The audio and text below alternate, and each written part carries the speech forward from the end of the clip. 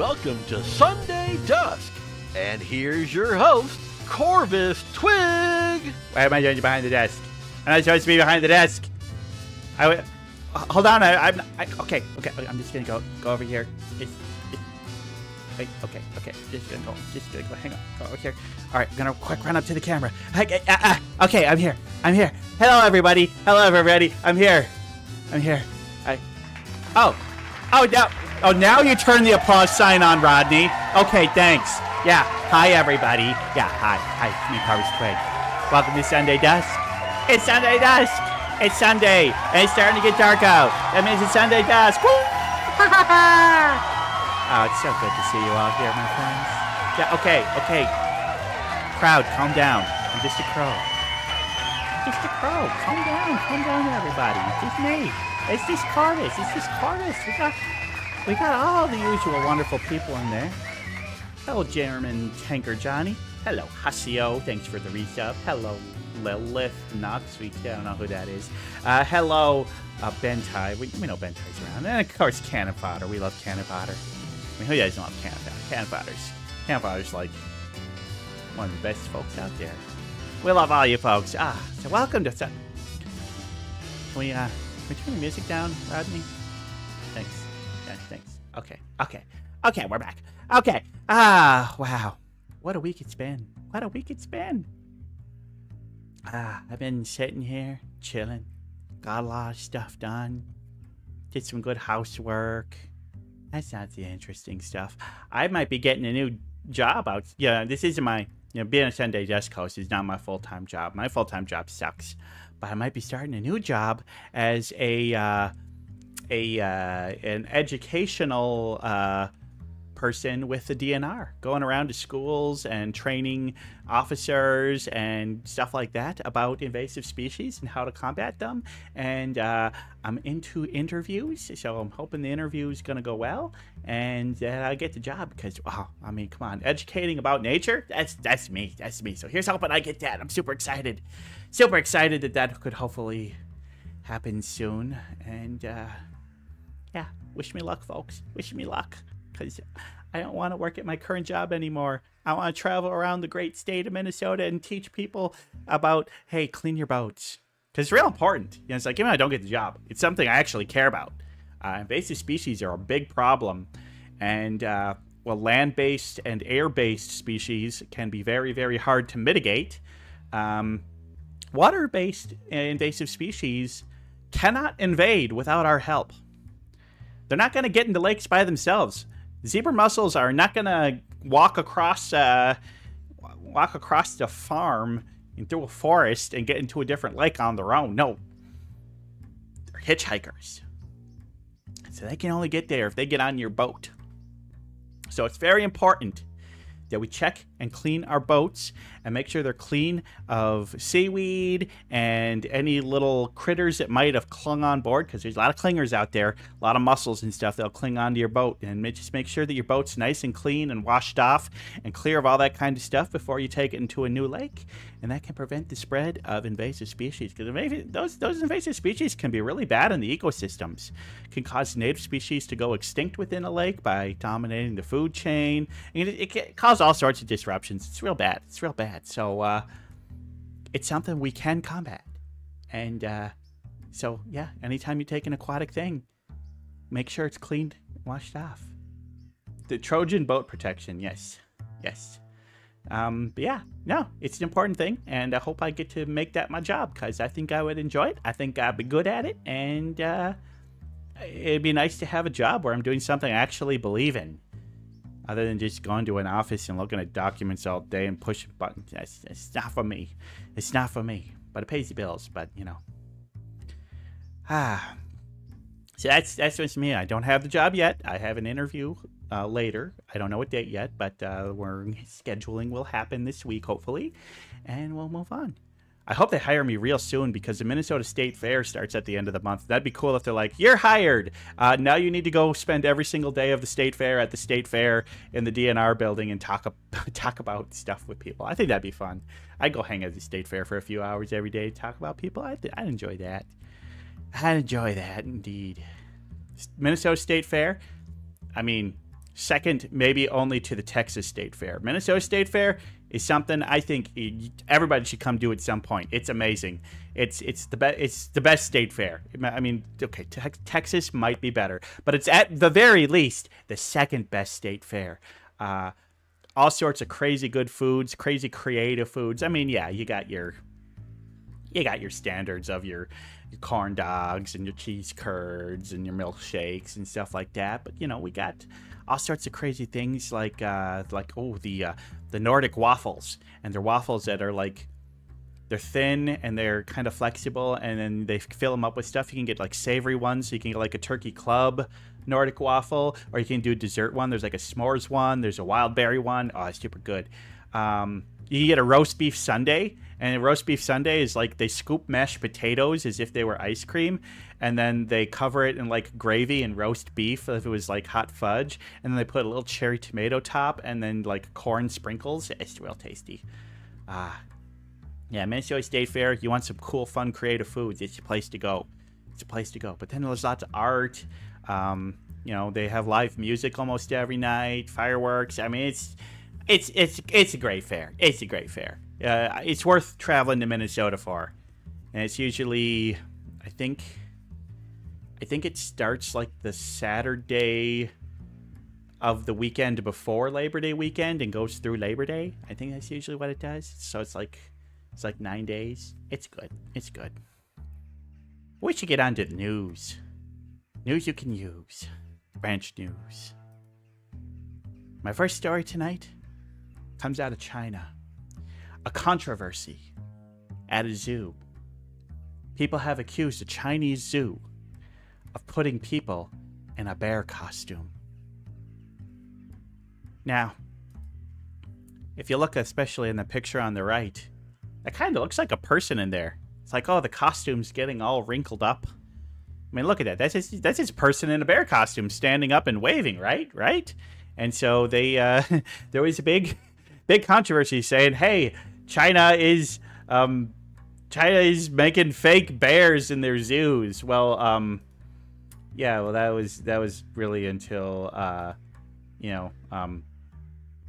actual zoologists were like, no, this is a sun bear, and that's actually just what sun bears look like when they stand on their hind legs. This bear pictured here that they thought was human, no, that's actually a bear. That is actually what the bear looks like. And yes, they do have Hank Hill ass. Exactly, Lilith. They're just goofy little guys. Look at him. He's waving to the people, and yeah, sun bears are cute. I mean, obviously they're still a bear, still very dangerous. But no, this is not a person in a suit. That is just what they look like standing up. They look weird. Animals can look weird, but sun bears, especially like, American bears, don't look like this when they stand up. So I can kind of understand the confusion, but maybe before you start throwing accusations, do a little research first. But I just thought that was funny. Now, some passengers on a Brit. Oh, I also want to thank the Associated Press for "Our bears are real," a Chinese Jew says, denying they are humans in disguise. No author, but thanks, Associated Press. Yes, my next story comes from Sky News. A British Airways serves KFC to passengers after issue with in-flight meals. We had to wing it. And this was a story by Reem Wilbala from Sky News. And yes, so what happened is on this airplane, the refrigeration unit on the airplane broke, and all the food was spoiled, and everybody, like, there was in-flight food promised. And before takeoff, they're like, "Oh shit, we don't have any food." So they sent a few of the flight crew to the KFC, and they ordered a whole bunch of chicken, and they quickly got it on the flight. The flight took off, and the in-flight meal was KFC. But there was a slight problem, is that they didn't quite buy enough KFC, and some people's meal was literally like a single drumstick. And but yeah, people needed that food because it's a 12.5-hour flight. That was from the Caribbean to the UK. It's a long flight. It's a long flight. You need some food on there. And so, yeah, people I mean, there was obviously food that was non-perishable that they were able to serve as well, but yeah, people got a little KFC on their flight, and whew. Yeah, 1 drumstick on a 12-hour flight. You ain't kidding. That's a lot. Oh yeah, that girl's definitely in a first-class seat. Definitely in a first-class seat. But I don't know. I wouldn't mind. I like chicken, but I would want more chicken than that. Need more chicken. Gotta get more chicken. I like chicken. Tasty, tasty chicken. It's what it is. It's what it is. Now, this next one comes from Salt Lake City, Utah. And there was at a soccer match. The League's Cup round of 32. And it was Real Salt Lake versus Club Leon. And, well, during the match, there was an invader in the press box. Somebody broke into the press box and caused a huge amount of chaos. It was mayhem. Food was stolen. It was real bad. And here we have the picture of the intruder. As you can see, there they are trying to get into the big popcorn tub. In the middle there, you can see the hole that they used to dig through and break into the press box. Terrible hole. Caused so much damage. Yes, this little raccoon did himself a little bit of a heist and broke into the press box. And a little bit of a disruption during the broadcast of, oh God, there's a raccoon in the press box. But fortunately, animal control was called, and the little raccoon was rounded up and captured safely and released back into the wild without any injury or negative effects on the raccoon. So little raccoon is okay. So happy ending.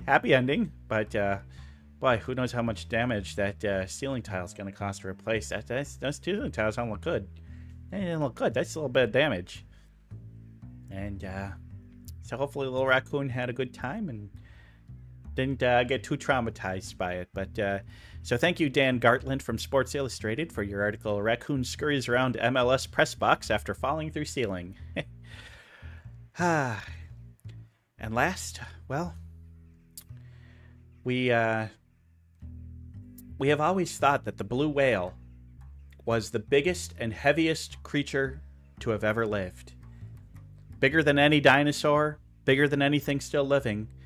But new evidence has found that that is no longer the case. There is a new massive whale, lived about 40 million years ago, whose bones they found recently, and based off of their best scientific reconstructions, yeah. Each vertebrate on this thing weighed like 220 pounds. They didn't have a real general idea of exactly how much it weighed, but based off of the skeleton parts they found, they do estimate it was bigger than the blue whale. This isn't 100% confirmed yet, and this is just obviously an artist's depiction of what they might have looked like.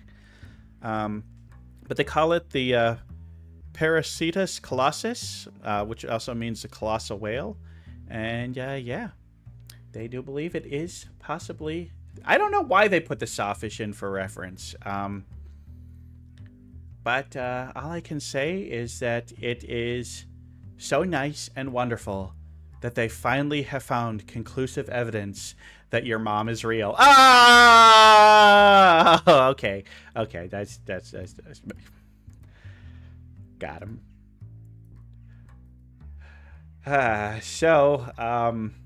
Yeah, that's all of it for the news. Sawfish are pretty big, but I mean, yeah, if a sawfish is like 12 feet long, then that picture would have put that thing at like, I don't know, still feels like a blue whale might have been bigger. Maybe this guy just weighed more. I don't know. But let me get behind my desk. Well, if you know Sunday Dusk, you know that this isn't a show just about me. I like to have a guest on. My guest is somebody who's been a friend for a while. Friend of friends. You've seen them on previous Corvus Twig broadcast before. They were a Jeopardy player at one point.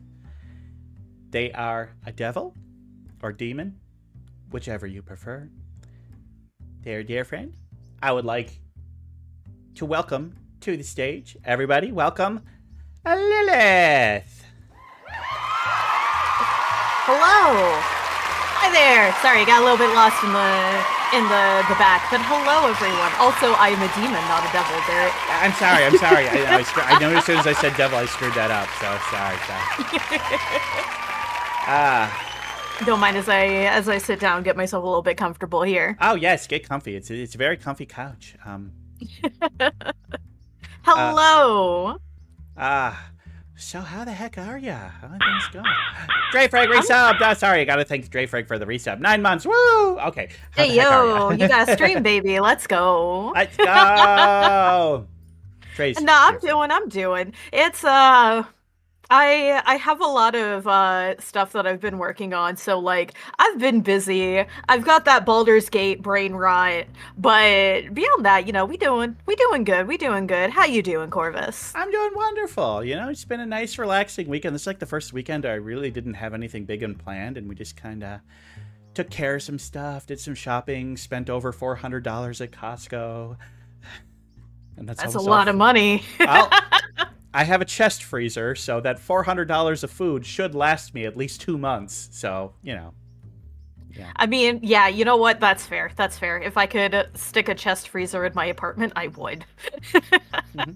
Also, hi, Jen Koviak. Nice to see you, too. But yeah, it's been nice. And, yeah, just enjoyed a nice, relaxing weekend. We got some rain today. I loved the rain. Ah, very nice. We actually got some rain here too. It was given the fact that my window is still wet, it looks like it was raining probably up to about like an hour ago, which is great. We need the rain. That might have just been Bentai spraying your house with a hose. God damn it, Bentai. Yeah, I know. He does. How dare you confuse me like this? Well, for anybody who may not be familiar with you, how do you describe you as a streamer in just a quick blur? I am your supportive demon waifu and a chaotic mess of a demon.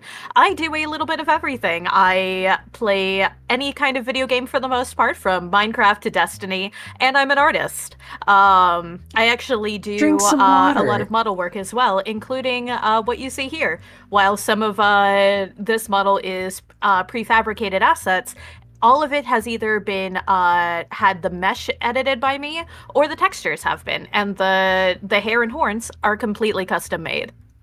Very impressive. Very impressive. Yes. I too love the cross legs. It's nice. It's good. Yeah. Well, I think our guests want to get to know you a little bit better. I want to get to know you a little better. You ready for the 21 questions? Let's go. Also, this week, you're going to be my last guest to answer the 21 questions, and I'm going to be answering them next week. After that, I'm cutting it down to the 13 questions. Cutting some of the chaff out. But, all right. Well, the first one is, what's your primary goal as a streamer? Why do you do it? So I've got a couple of different goals that I am working towards. One, I am a disabled individual, so I want to have streaming and art as my primary form of income. Currently, right now, it is my only form of income, but it's not exactly something that I could live off of, like, by myself. And I'm very lucky to have a very understanding roommate who is, you know, happy to help support me while I'm doing all of this. Another goal is I want to create the kind of space that I needed when I was younger. Hello, hand. My mortal body is currently rebelling against me, so don't mind me if my hand goes in weird directions. It's totally not, you know, the host of my body trying to speak to you or anything, I promise. I get it. Just ignore any weird hand gestures. But I want to create a space that I needed when I was younger and still figuring out a lot of stuff about myself, and needed a space to where I could openly talk about a lot of things. Because I grew up in a very let's just say repressive environment, and was not able to seek out any kind of acceptance or knowledge of what was going on with me and the world in general. And I want to be able to create a space where people are able to openly talk about these sorts of things and get help from them. That is why I am your supportive demon waifu. Ah. Well, I think that's maybe the best answer I've ever gotten for this. That's a fantastic answer, and yeah, I think there needs to be spaces where people do have the freedom and creativity to explore their identity and who they are and who they want to be in a way that's non-judgmental and open. Because it's like, yeah, we not just the not just identity, although that's a very big part of it, but also be able to discuss things that are going on in the world, be able to discuss things that are going on politically where they may not have been able to have a proper open discussion with other people before. Especially because I do live in the US. My mortal shell is unfortunately stuck in the US. And there's a lot of issues with incredibly biased media, basically only presenting people with what they want people to know in order to basically keep a specific story going, whether that's for ratings or whatever you'd like. And so being able to have a space where people can actually talk about what's going on and get multiple different perspectives is also incredibly important to me. Mm-hmm. Yeah, I think, I agree wholeheartedly with everything you just said. So, yeah, wonderful. I wish you the best of luck, and if I can ever be a help to it, I'm happy to do that, because that's great. I appreciate that. Yeah. All right. So, if you could do a collab with any streamer, no matter how big or popular they are, who would it be? What would you play or do? That's a really good question. I don't think I have any idea of what sort of game that I'd want to play, but I'd really love to have a collaboration with another VTuber named Crimbo. He's a huge inspiration to me artistically, and the fact that he's a guy that can be super super open and completely unabashed and unashamed about the stuff that he likes, I definitely look up to a lot, because I tend to be very hypercritical of everything that I say or do, and seeing somebody who doesn't have that kind of thing is really cool. Do they wear purple pants that are torn and like a mohawk? Yeah, and he's got the fighting game tattoo on his chest, and he has no nose. Yes. Let's see if I can.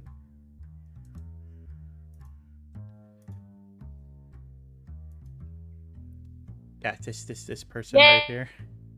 I love their design. That is that's amazing. I love Crimbo. He's so cool. I've never heard of him, but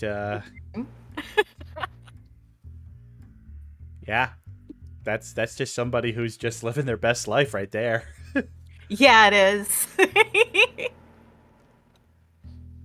But I am scared to approach. Even though we're mutuals, actually, I am scared to approach. Doesn't hurt to just ask. I mean, I've gotten. The worst they can do is ignore you, I guess. But no, that's definitely not the worst that they can do. Okay, the worst that they're likely to do. I mean, yeah, you could reach out to somebody so they could be completely rude and mean to you, but I mean, you kind of know who might do that. Yeah, you're not wrong. I've reached out to a bunch of people who are actual celebrities, and they just ignore me. But, yeah, it's fine. See, I wish I could be more okay with that, but unfortunately, social anxiety does not understand the concept of logic. Yeah. Oh no, I get it. I get it. Yeah. Yeah. It's hard to. It can be hard to advocate from yourself, because it's well, I want to advocate for myself, but I don't want to come off across as selfish or pushy or mean or rude.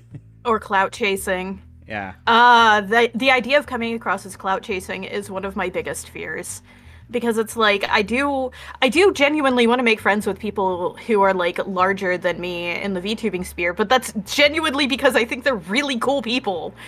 But the fact that they are larger than me makes me scared to approach them because I know for a fact that they're going to have clout chasers coming after them, and my worst fear is being misconstrued as one of them. Yeah, and also because it's like, I mean, personally, it's just like, okay, 1, I think they're a great person. 2, I think we'd have a lot of fun. 3, you know, I think that it would be beneficial but it's just like, there is a little bit of me is just like, ooh, this person out would really help me grow a little bit. So there is a little bit of clout chasing in there. That's the thing, is like, if you're worried about it, it means, well, yeah, I do kind of want to see if I can get a little boost. There's nothing that's not purely selfish. It's just like, but yeah, no, like there's the logical part of you goes, this would also be beneficial for me in my career, but also this person is genuinely just a cool individual. Mm-hmm. Yeah, but it's what it is. You gotta, sometimes you just gotta advocate for yourself, and you know, there's a lot of people that I've talked to who have way bigger audiences than I do, and are like, oh my god, Twig, you're so cool, I look up to you so much, you're so awesome. And I'm like, you do realize that, like, your average streamer, you can just like put a 0 at the end of my average streamers, and it's like but I just do my thing. You just keep doing your thing, and yeah, you should reach out. You should reach out to Crimbo. Make it happen. I'll make no promises. I'll try. Yeah. I'll try, but I make no promises because social anxiety go brr. Just remember, a lot of famous people have imposter syndrome. That's true. That's very true. Like, if you listen to his podcast, Conan O'Brien is still like, I'm not popular. I'm a loser. What the hell? Why am I popular? Nobody is like, I'm a loser. I don't deserve any of this. Yeah. He'll like go on, like, read reviews and be like, okay, here's 100 5-star reviews in a row, but this 1-star review said I was bad. So that's the one that sticks in your head. Yeah. Actually, you want to know what's really funny, in kind of a sad way? You can, once you realize that even famous people have imposter syndrome, you can start having imposter syndrome over having imposter syndrome. Am I even important enough to have imposter syndrome? Exactly. Also, thanks, that's just Ash for the follow. I really appreciate that. Thank you. Heck yeah. Yeah. Just take a shot. It's my advice. But anyway, what's your VTuber lore? You mentioned that you were in a mortal shell. I want to hear more about that. I mean, you are in a mortal shell. Your mortal shell just happens to be shaped like a bird. It is? So let me check on the swing here. Okay, yeah, it's pretty bird-like. Okay, yeah. Tracks. Yeah, you do gotta. If you look down, you got a pretty sizable beak there too. I do. Anyway, we're talking about you and your lore, not mine. Yes. So I am a demon. I am the demon of knowledge specifically. So yes, that does mean I am from hell. I am the daughter of the original Lilith, the first wife of Adam after she fell. I am the daughter of Lilith and Lucifer. And I do have many siblings, many of which are the succubi and incubi that you know of. However, I went on, instead of following that path, to become the one who basically collates and stores and protects the collective of human knowledge in hell. And that's because while humans are able to make discoveries and, change much more about their environments and their condition as a whole, us demons cannot. We are born into the roles that we are in, and we can't really change much about that because that's not our nature. So I collect I collect and preserve the full knowledge of humanity's discoveries, because that at least we can use. And over time, I have been summoned to the mortal world many, many times. I have been, in fact, sealed within many mortal artifacts because when you know a demon's true name and how to summon them, you can, in fact, control them to a very significant extent. Which is why I take my mother's name in the mortal realm, because none of you are getting to learn my real name. Ever. I'm not giving you that amount of power. But you can trust me. I'm just a sweet little bird. You're a mortal just like the rest of them. You don't get to know it. Is it Rumpelstiltskin? It is not. God damn it! That's okay. I got no other guesses then. And I don't steal children anyway. They're annoying and high pitched and sticky. They muck up all of my scrolls and pages. Fledglings are the worst. I get it. Absolutely.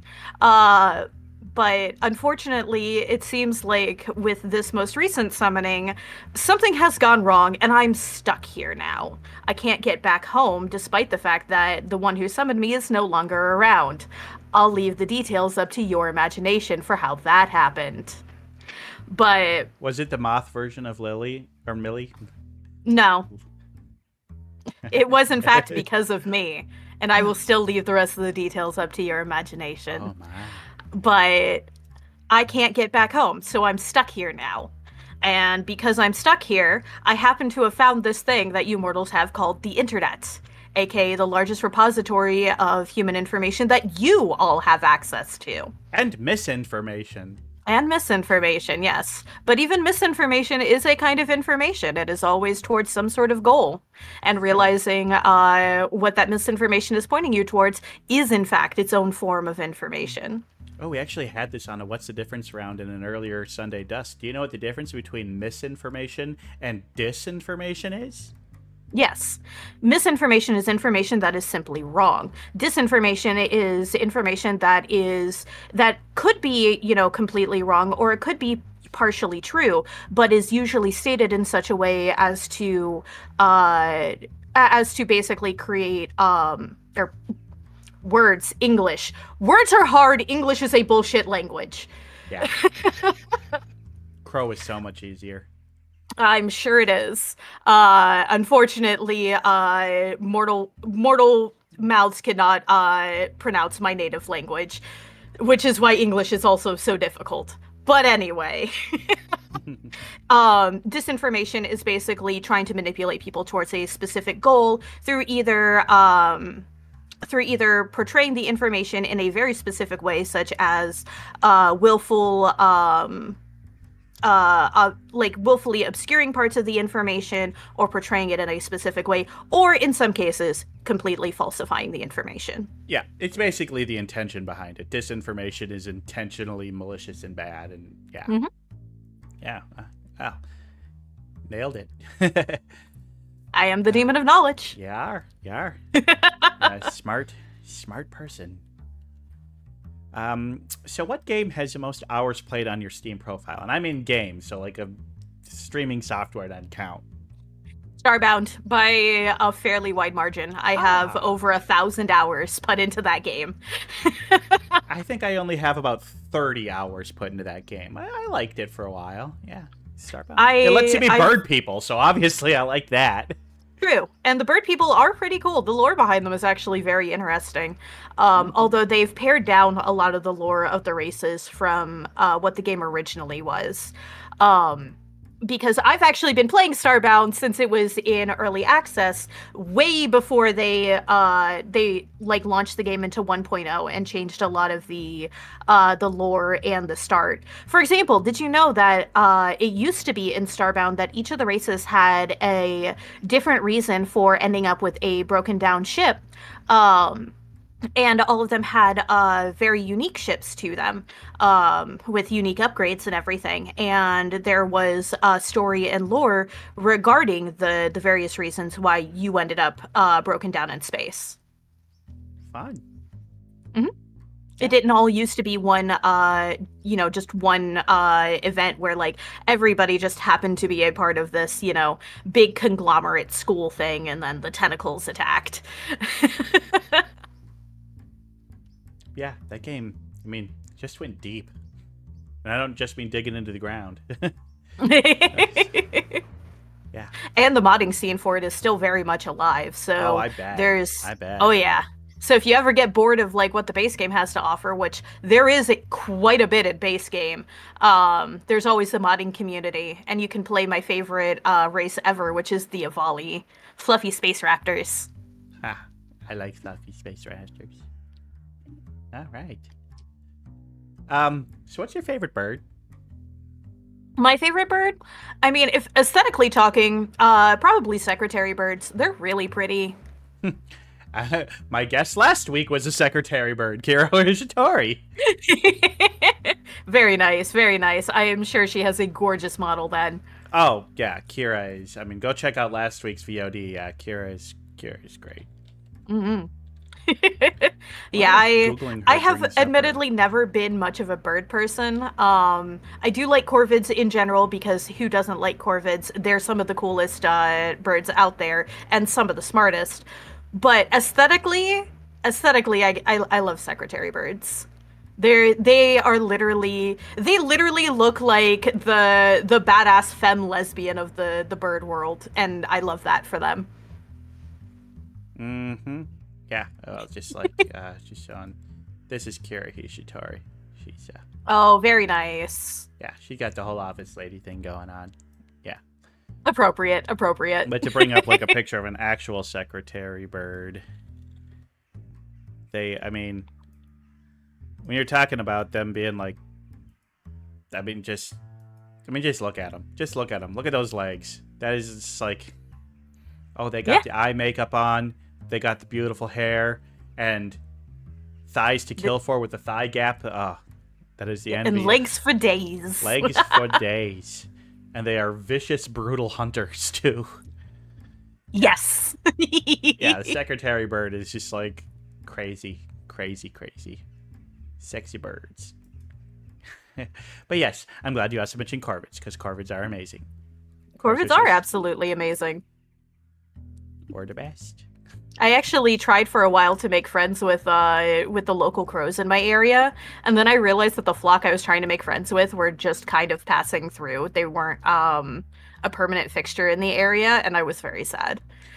But hopefully they'll be back here soon. Befriending wild crows is difficult. It's takes a lot of patience, and despite your best efforts, it may not even be possible, because they just may be a murder that has had bad experiences with humans in the past, and they just may never trust humans again. But, you know. Understandable, frankly. Humans kind of suck. Yeah. Yeah.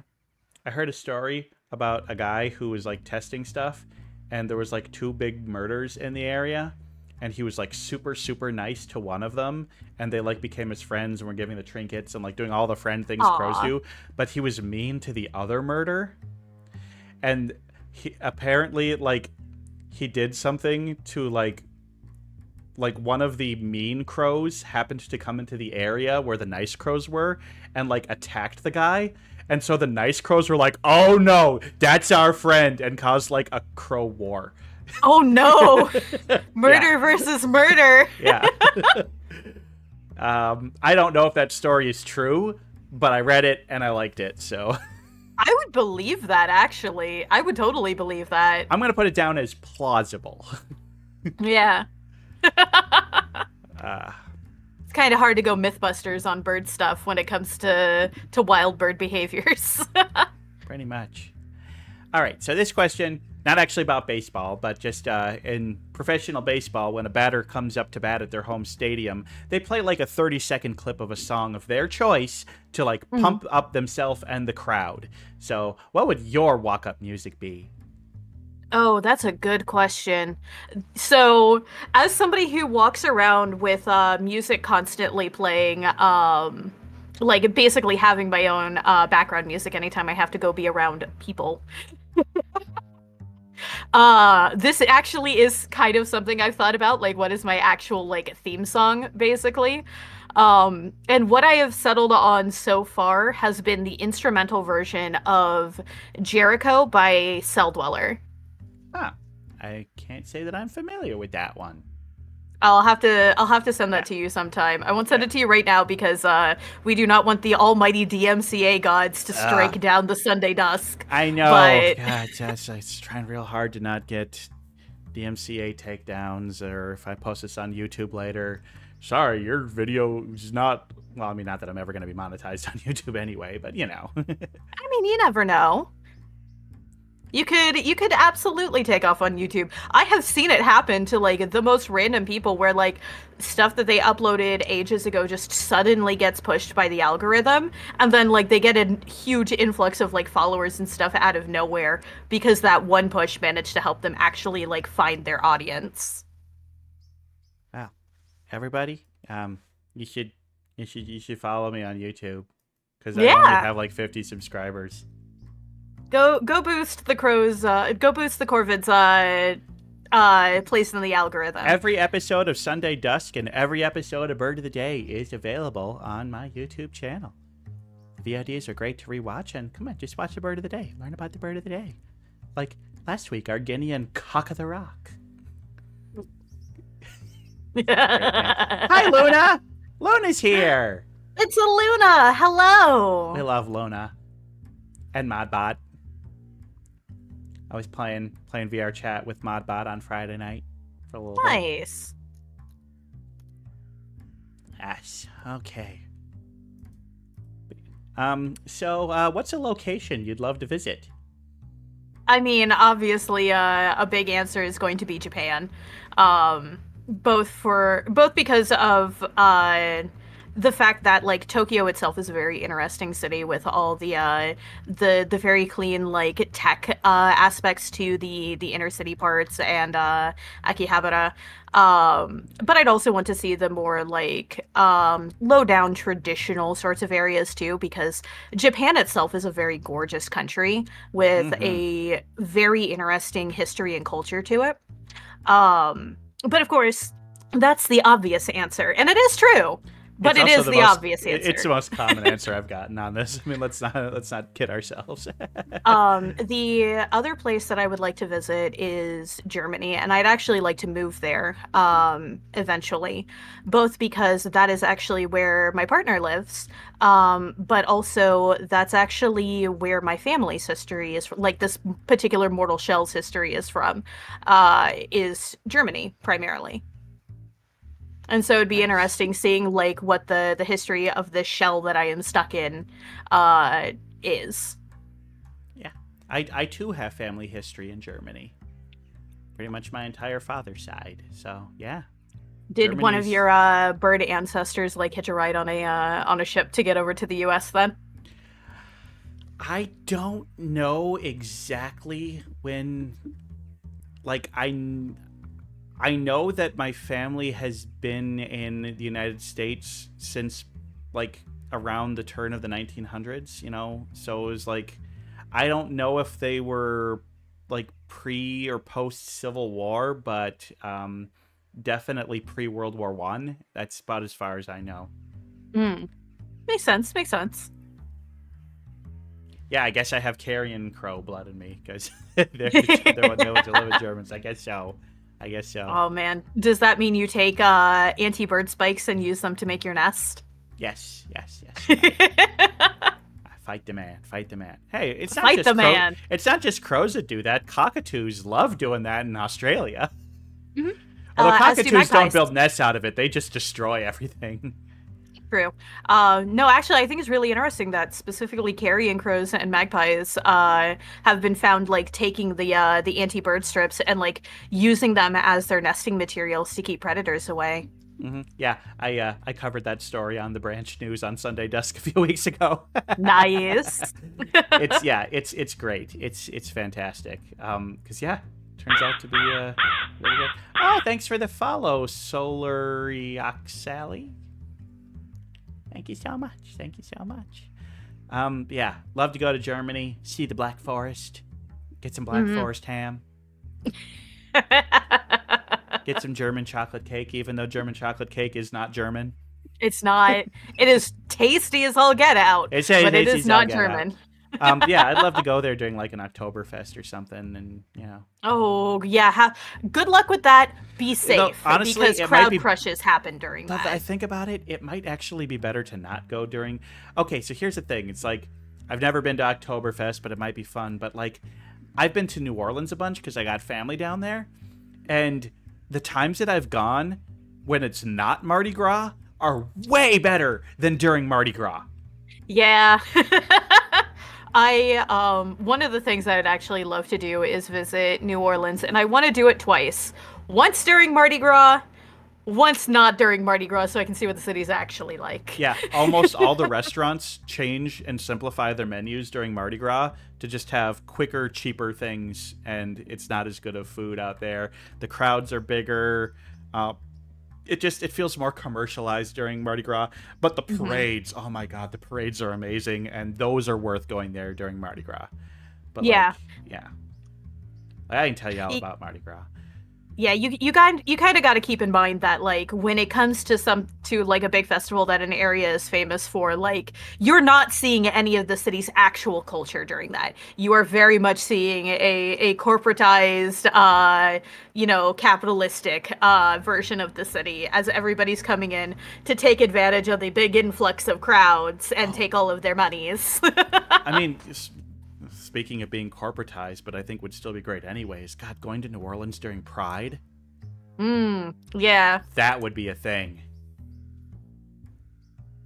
I gotta get back to New Orleans. Because I've only ever gone with family. I want to go without family because I want to go see a drag show in New Orleans. I want to go see all the haunted history stuff that my family doesn't give a crap about. Oh, the haunted history stuff there is so cool. I would love to go on a haunted history tour there.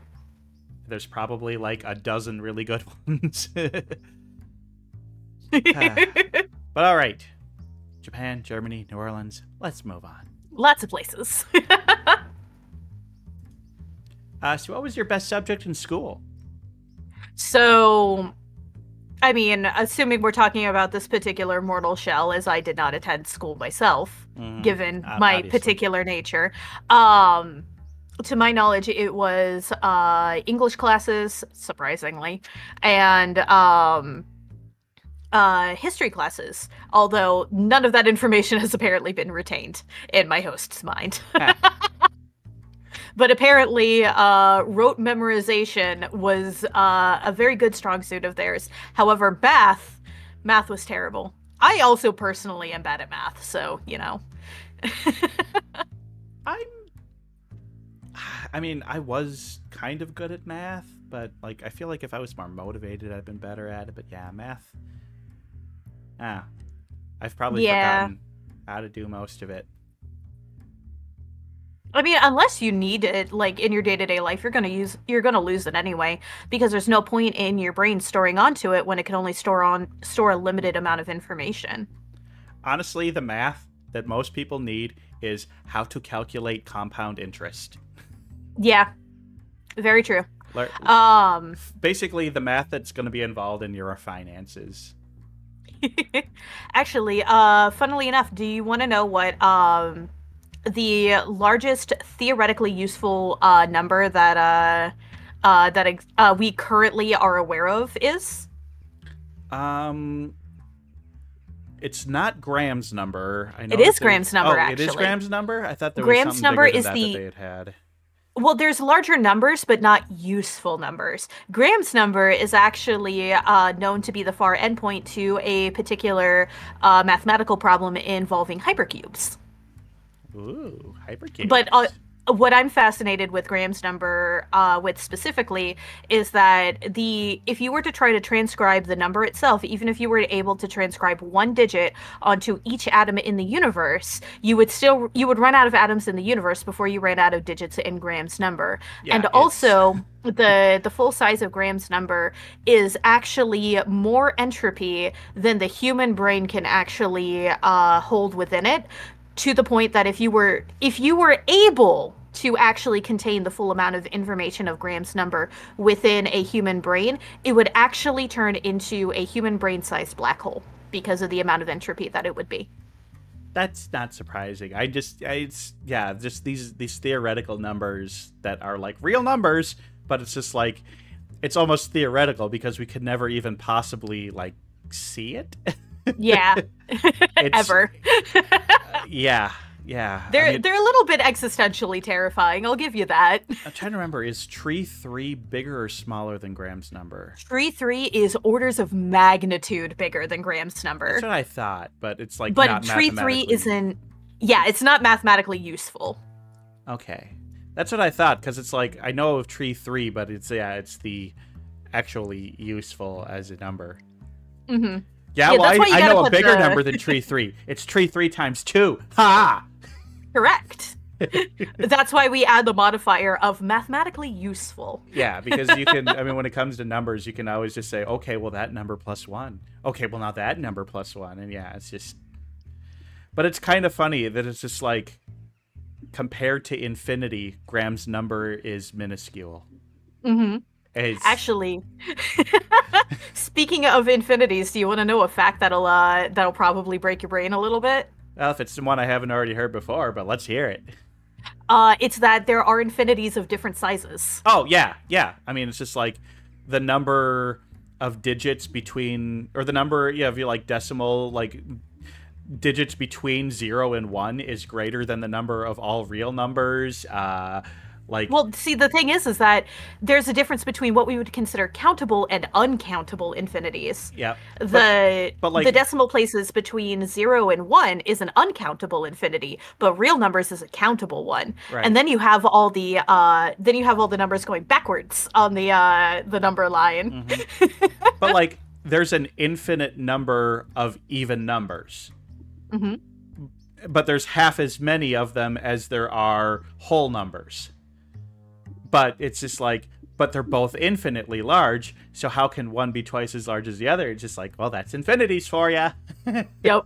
That has caused me many nights of existential dread, is trying to comprehend that. Turns out the human brain isn't very good at comprehending infinities. It's something that only until like a very small point in human history have we ever had to comprehend it. Mm-hmm. Yeah. Yay, maths and existentialism. Yep. Listen, math is a completely eldritch concept, and I'm convinced that's why most humans aren't good at it, because most humans are not able to understand the concept of the eldritch, truly. Well, it's just like they say, it's like in terms of keeping things in your memory, the human average is like 7 things. So like a 7-digit phone number is like kind of the best that people can easily remember and rely on and count on. And then like after that, it's just like 100 is almost like our biggest number that we can actually comprehend the size of. And it's like between 60 and 100 from person to person. So, and then like the thing is, it's just like when that's a big problem with like reporting things in the media, is that because the numbers are so big, the terms million, billion, and trillion have almost no difference in effect on how the human brain comprehends or like processes them.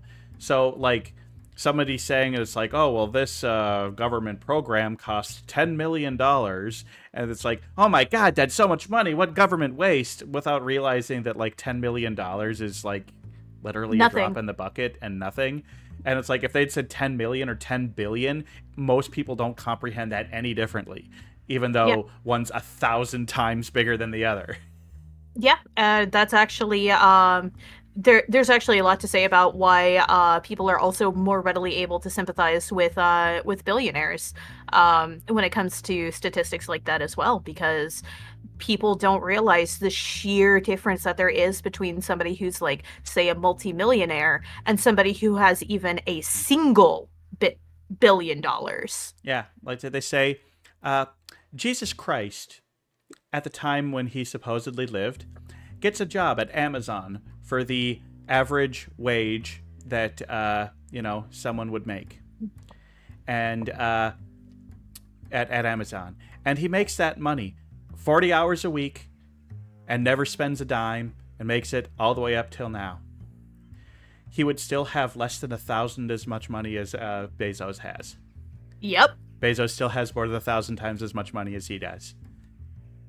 Yeah, the amount of money that you would have to be making to even make a single $1 billion is absolutely astronomical. And a lot of people really don't realize that because, as you said, there to most human brains, there is functionally no difference between a million, a billion, and a trillion, or onwards. Yeah, I think it was like it would take 350 years to make $1 billion if you made $10,000 a day. Yep. It's and that's the problem is like we hear the million, billion, trillion, and people don't process it because our brains aren't designed to process numbers that big. They're just not. Yep. Because you will never encounter a million of something like in your lifetime, except maybe like, oh, here's a grain silo with 1,000,000 grains of corn in it. But other than that, Yeah, and even then, like you stop really like processing that after a certain point because your brain goes from seeing it as individuals to seeing it as the mass yep, because that's easier for you to process. exactly, exactly. So even though you're seeing a million of something, you're not. Yeah, I don't see 1,000,000 blades of grass. I see a field of grass. Hmm. Yeah, yeah, yeah. Oh man, we're getting deep and existential this week. I love it. I love it. Casual reminder to chat: there is no ethical billionaire. There is no There's way to that. make $1 billion ethically. Every single billionaire has blood on their hands. A lot of it. A lot of it. Yep. Some more than others. All right. Well, what's a book that you really love and might have special meaning for you? Ooh, I've read so many books. Okay, this is going to sound really silly. This is going to sound really silly. Go, And dog, slightly go. breaking character here. But when I was a small child, I used books as an escape from what was ultimately a very bad childhood, right? So I voraciously devoured books. Um, and it's very silly, but one of my favorite series, and still kind of remains one of my favorites to this day, is a series known as Cirque du Freak. And I can 100% pinpoint that particular series as the start of my lifelong love of vampires and like dark aesthetics. Because I came across it, and I remember it was also one of the first series that I actually read out of order because I came across it and was really interested in it, but the library had lost the first two volumes and had to get them reordered. And so I started reading, I actually Oh, started reading the that's not the third one to book, use. Tunnels of Blood, um, first.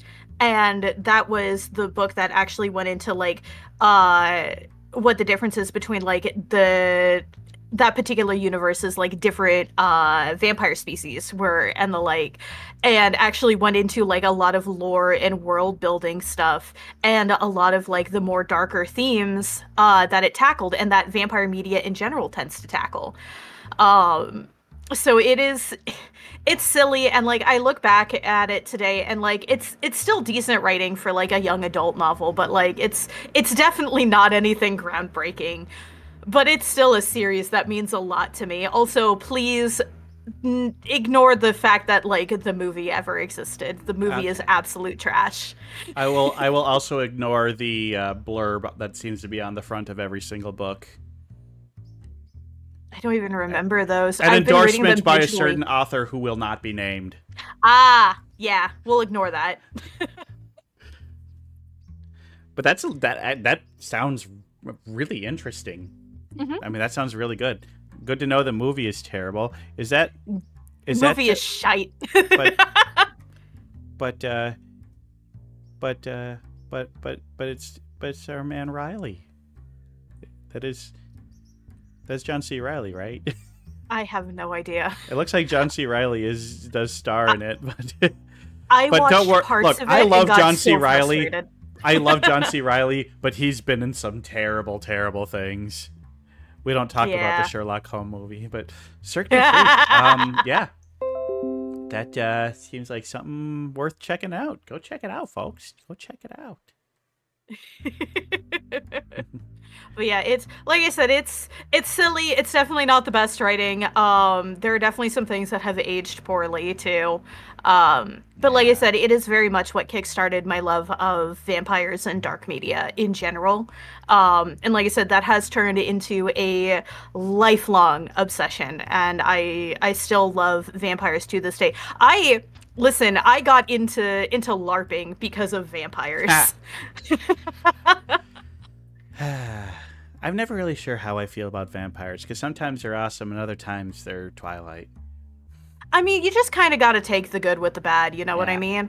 Like, even quote-unquote good adaptations of vampires still have, like, massive fucking problems with them.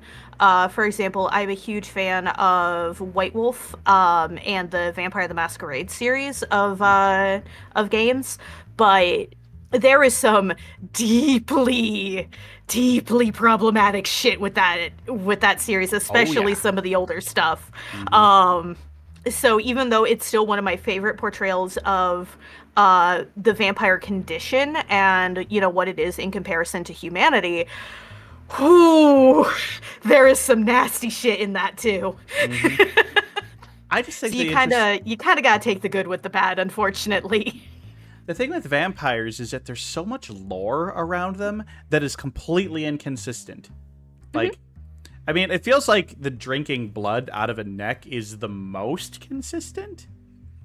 I mean, even then, actually, it's depending on your media. A lot of vampire. I almost called them kindred because I was just talking about Vampire the Masquerade. God damn it! A lot of vampires actually don't drink from the neck. Depending on which lore you're looking at, it's actually considered better to drink from the wrist. Because like that's actually a more common one in, I think, modern vampire stories. I guess just drinking blood is the only thing that seems to be consistent.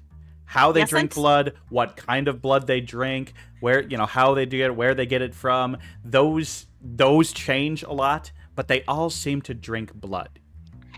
Yesn't. And I will say this. I know, of course. I will say this to bring in my other favorite book series, actually. Like, bring this around to the topic at hand.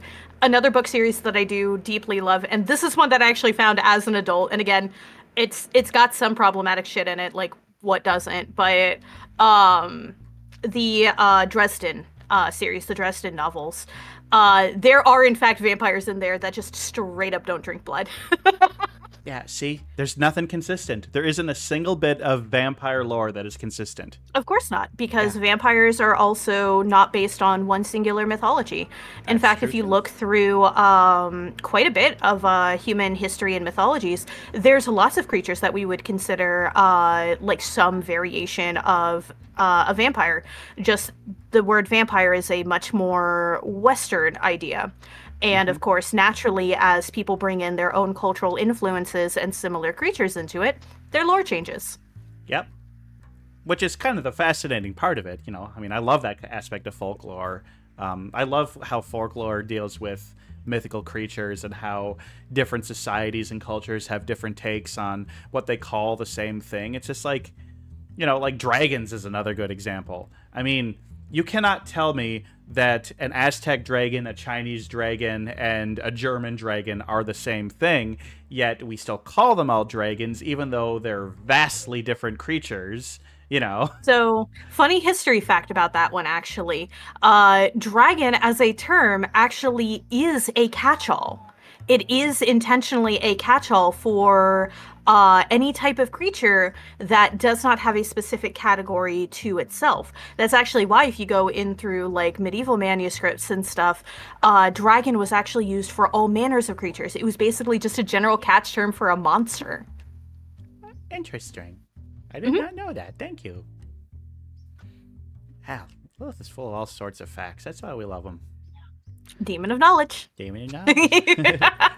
All right, now here's a fun one. If you could be instantly talented at any skill, what would it be? And I mean, like, writing music. Writing music. It's a great one. I can instantly answer that one because it's the one creative pursuit that I can play music. Like, you put sheet music for an instrument that I know in front of me. I can play it. But I cannot compose my own for nothing. Huh. I just don't have the head for it. Nice. I bet you would make beautiful. Sorry. I bet you would make beautiful music. Yeah, that's one of the few questions I can instantly answer because it has been one of my greatest consternations in life. Because I have the magical superpower that is ADHD, except it's not actually a superpower. It is very much a disability.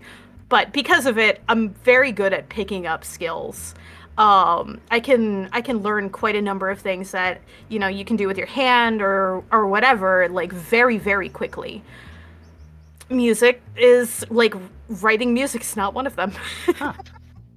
I guess, I don't know. I'm surprised that you wouldn't be good at that, because if you're good at playing an instrument, I don't know. I see you as a very creative person, so I'm surprised that it's not a talent you have, but hey, who knows? But that's a good answer. God, I'd love to be musically talented.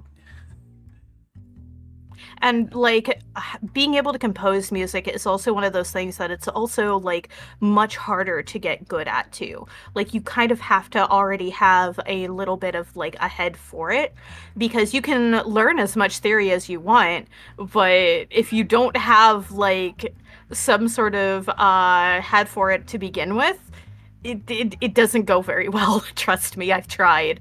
I actually took a lot of music theory classes. I continue to learn about music theory. Like some of my favorite channels that I watch on YouTube is stuff like 8-bit music theory, and I can tell you all kinds of things about music theory, but you want me to actually like make a piece of music like from my head?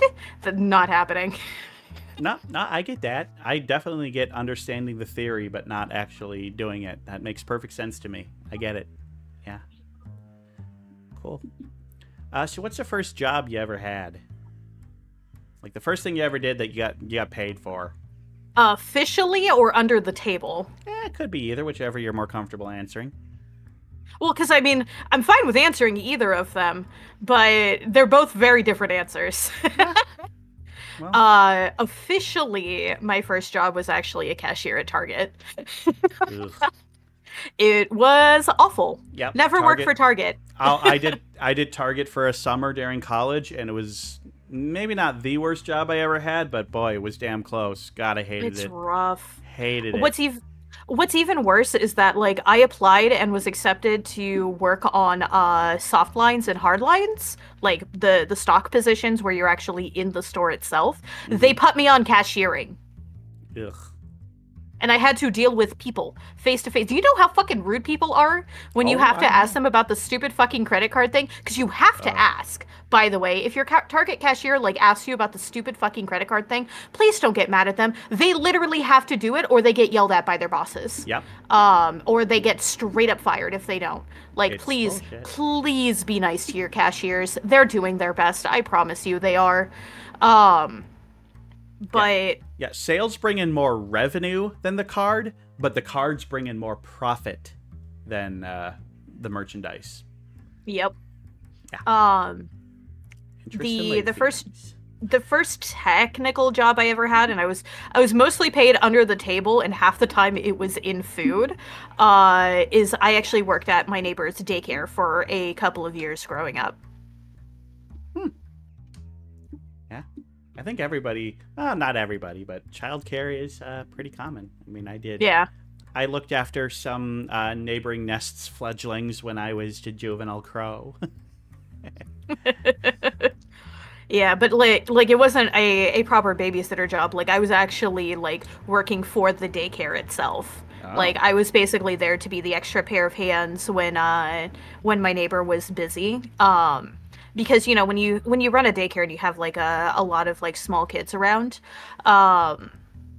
you know you end up having like you kind of end up needing more hands to help out, especially with stuff like preparing snacks while keeping the very greedy little toddlers you know, away, or keeping kids who like to cause problems away from the kids they like to cause problems with.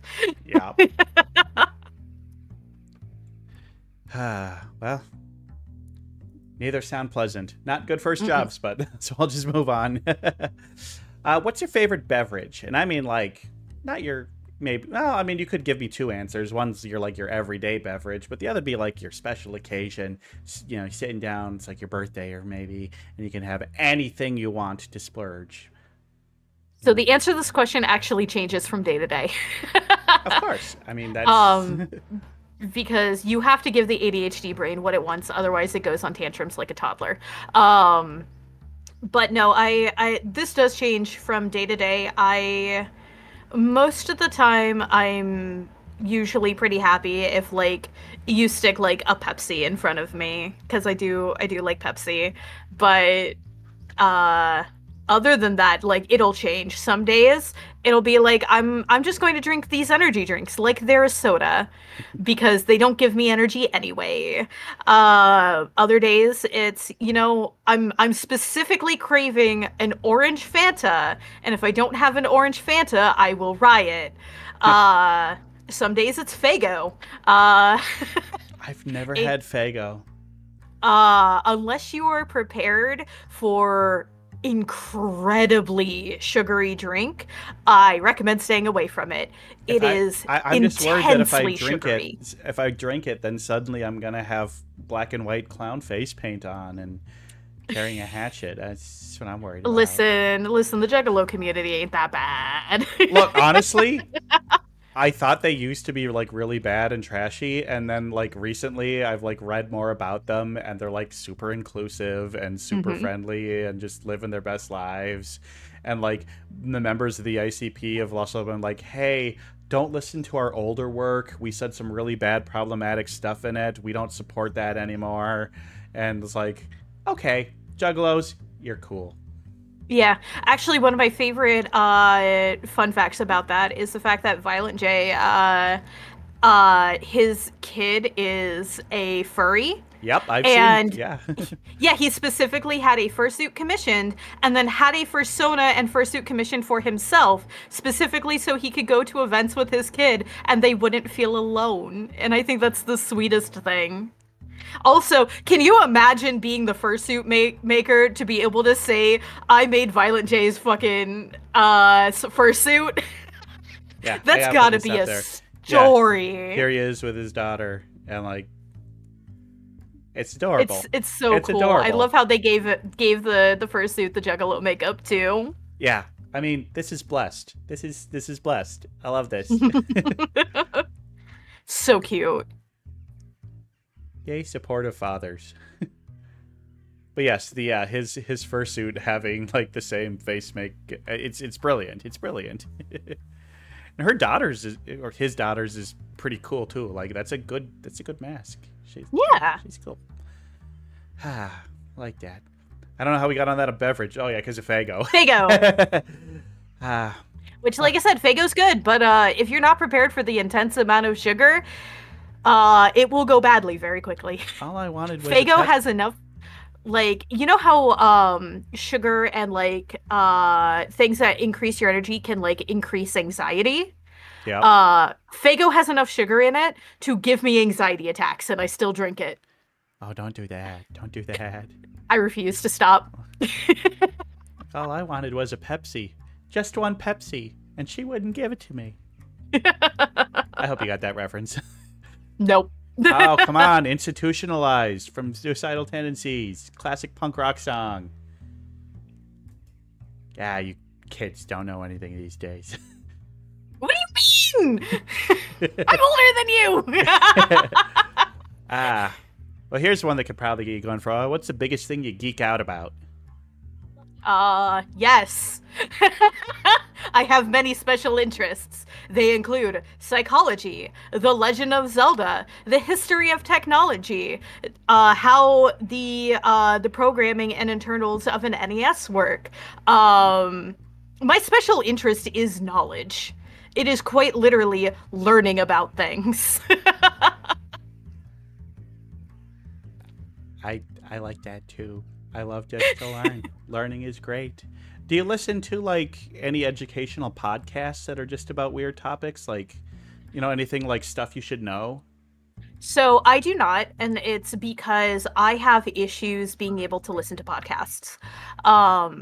I've mentioned a couple of times I have ADHD. Unfortunately, that just a couple comes times. bundled with, because unfortunately it affects every facet of my life. But it comes bundled with audio processing disorder. So I can have a hard time processing what somebody says if there isn't something like subtitles in front of me. Like the fact that I'm able to actually like look and see the questions here is actually incredibly helpful to me. That's why I put them up on screen. Yeah. In person, I tend to read lips a lot too, because while I can hear perfectly well, my brain sometimes scrambles what people are saying. And that can make listening to podcasts incredibly difficult. And also, my brain will just eventually tune them out after a while. Like, even if I'm actually interested in what they're saying, if I start doing something else, like any other sort of task, my brain will just kind of filter it out and turn it into background noise.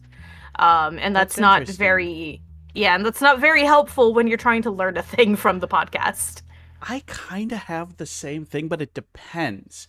So conversational podcasts, I think I'm great at. Like, I can have that on while I'm working and I'm going to get most of it. But some of them are like storytelling, where it'll be like almost kind of like an audiobook. So there's some things like one of my favorites is No Sleep Podcast. And it's like horror fiction. I can't listen to that while I'm working. I will literally listen to an entire, or also like LeVar Burton reads, where he reads a short story. If I'm listening to that while doing anything else and not putting my full attention on it, I will not understand anything of this. I'll have heard all the words, but I will not be able to tell you a single thing that happened in the story. But if it's like two people having a conversation about a topic, I retain most of it, even while working. So I guess I kind of have like selective audio processing, but it's just like maybe that's just kind of normal, where it's like, hey, if you're working on something, you don't pay attention to what you're listening. I don't know, but there's definitely some nuance there. That's definitely one of those things that like that's better to a professional to figure out and diagnose, but 100% there is definitely nuance, and everybody's brain will take in and retain information differently. Thank you for the follow, Fragment of Silicon. We do like our silicon fragmented, I think. I don't know. No, not typically. No, not typically. Typically, if your silicon is fragmented, that means something broke. Yeah.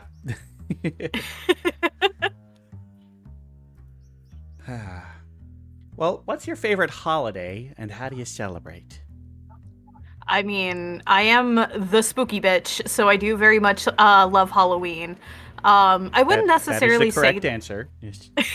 This is the only question on here where there is a correct answer. You know, I'm just saying. The correct answer is Halloween.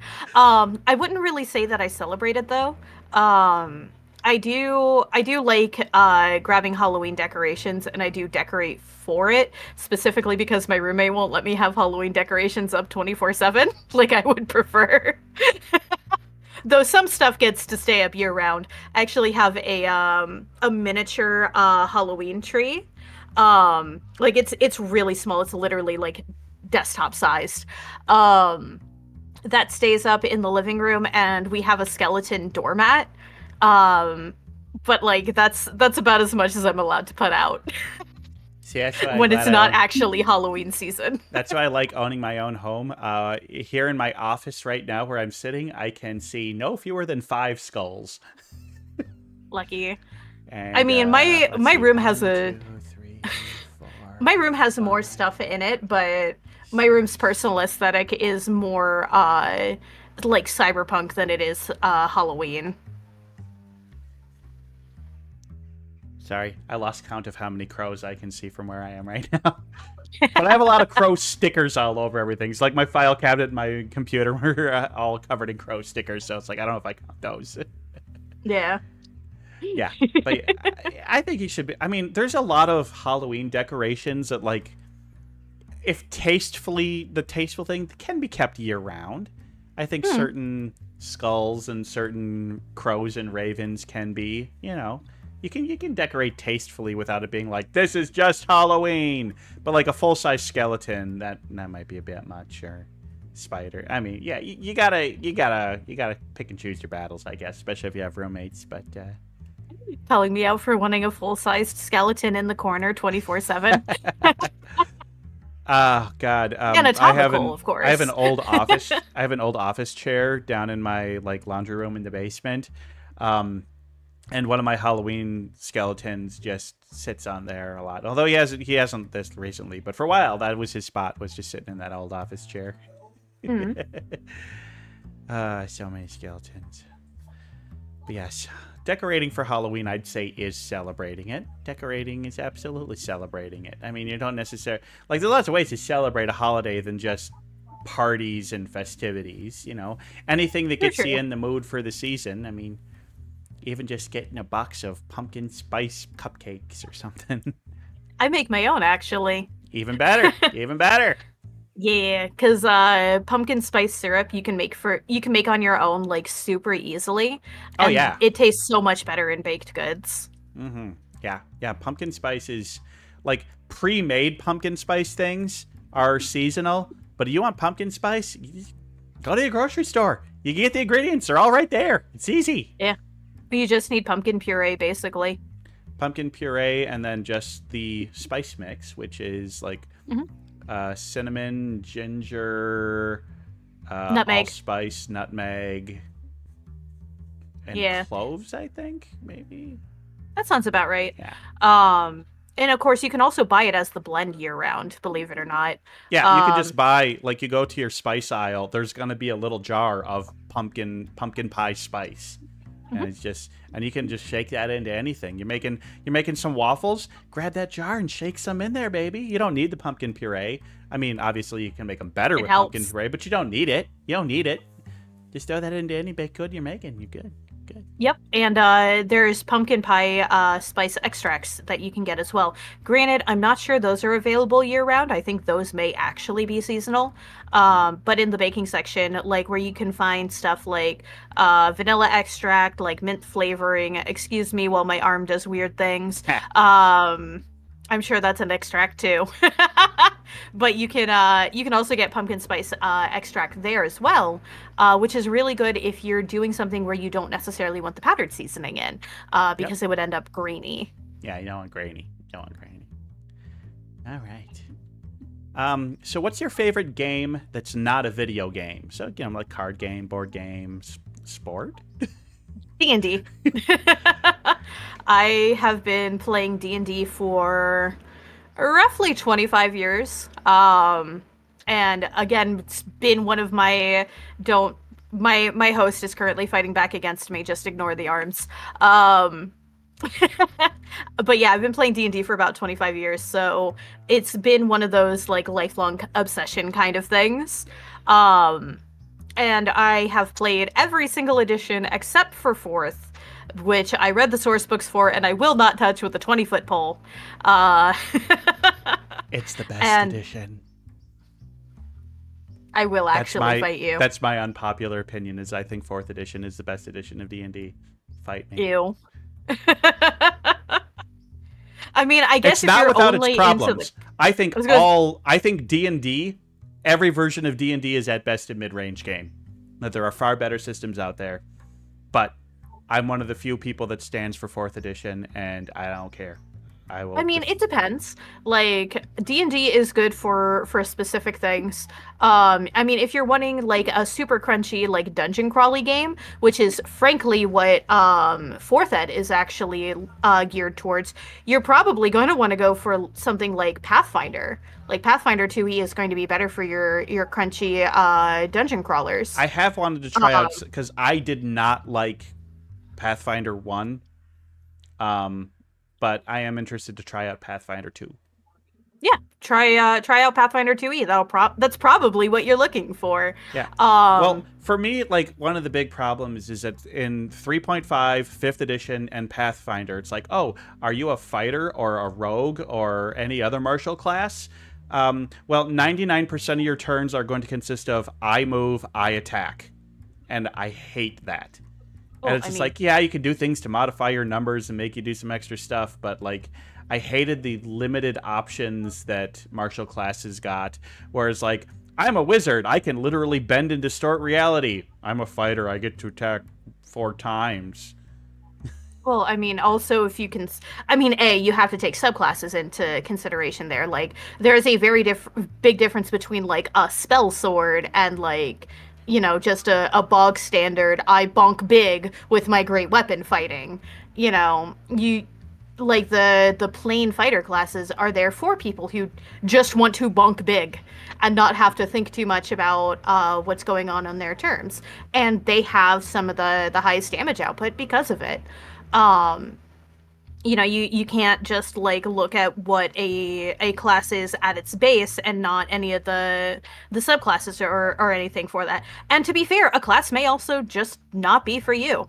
Like, a lot of people do find fighter boring, and that's completely valid. Fighter can be a little bit boring and basic. But it also has some of the highest DPS to help make up for that, because you are literally a fighter. And there's other classes for if you were wanting to mix magic in with that. Maybe it's changed since the expansion, but I saw somebody doing a thing where, like, by level 15, wizards had more than 5 times the damage output of fighters. I mean, it depends on the edition that you're talking about, genuinely. That was specifically 5th edition. 5th edition has its problems with its level scaling. See, for all of its faults, 4th edition was at least balanced. All the classes, but some people say that one of the big problems with 4th is that they're too balanced, and so they made all the classes feel a little too samey. I don't know. Yes. Look, I guess when it comes to tabletop RPGs, I don't think the system you're using matters that much. It's all about who you're playing with, who's the DM, and do you all have similar, like... You don't want to have a group of a mix of, like, some people really want to do nothing but story and roleplay, and other people want to do dungeon crawling, battling. You got to find a group that has similar wants for what you want to get out of the system. And so I think, like, the system doesn't matter as much as the people you're playing with and the goal and having similar goals, personally. That is correct. I absolutely agree with that. And that's why I push back against people disparaging 5e so much, actually. So 5e does have its flaws. I mean, every system does, but 5e does definitely have its flaws. Its level scaling is kind of fucked. The action economy in it isn't the best, etc., etc. But if you have a good DM that knows how to work with the system and have players who, know what they're interested in doing, it's significantly less of a problem.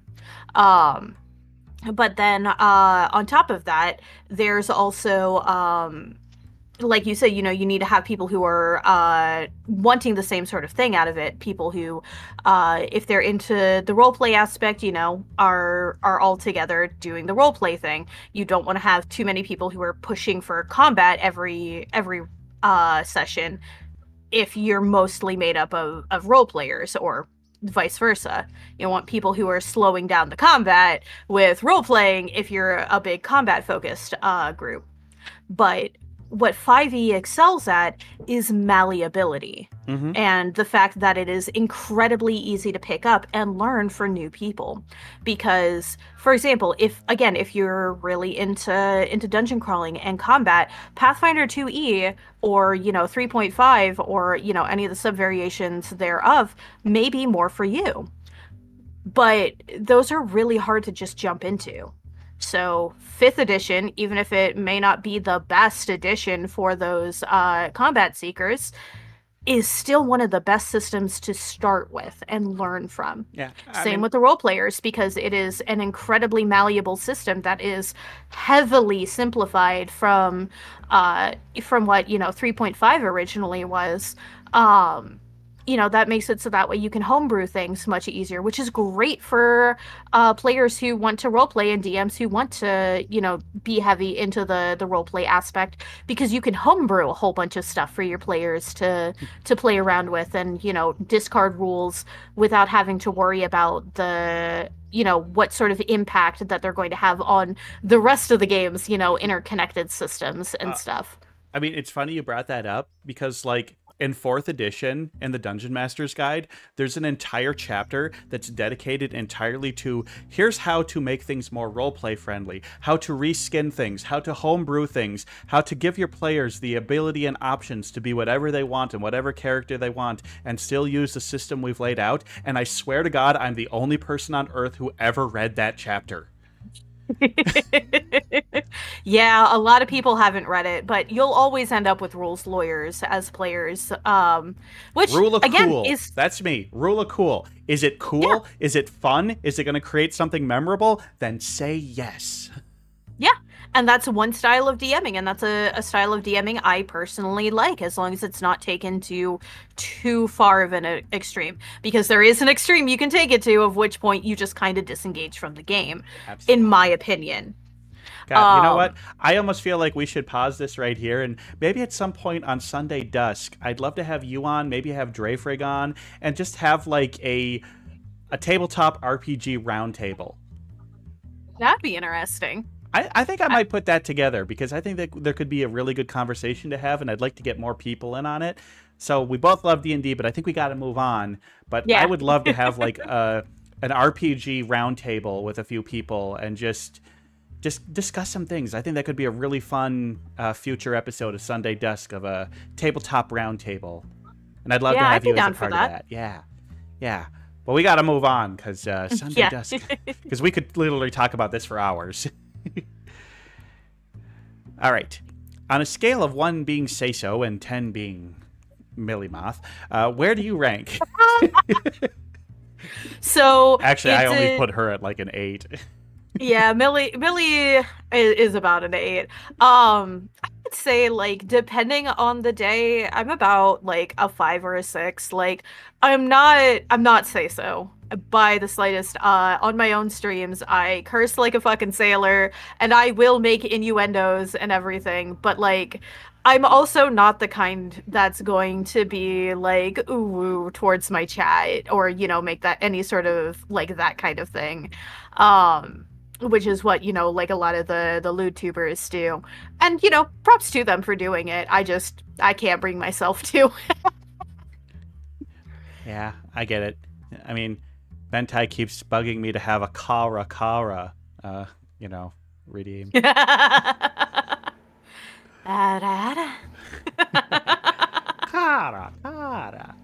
Awa, awa. Yeah, that seems about right for you. I think that's probably where I would have put you if I had to guess. Yeah. I like being able to deal with like mature topics and be silly about them, and be able to like curse and not have to watch my own language on my stream. But like, I'm not an overtly like sexual person in general, so that just doesn't come through in my content either. So yeah, 5 or a 6. What's the weirdest food you've ever eaten?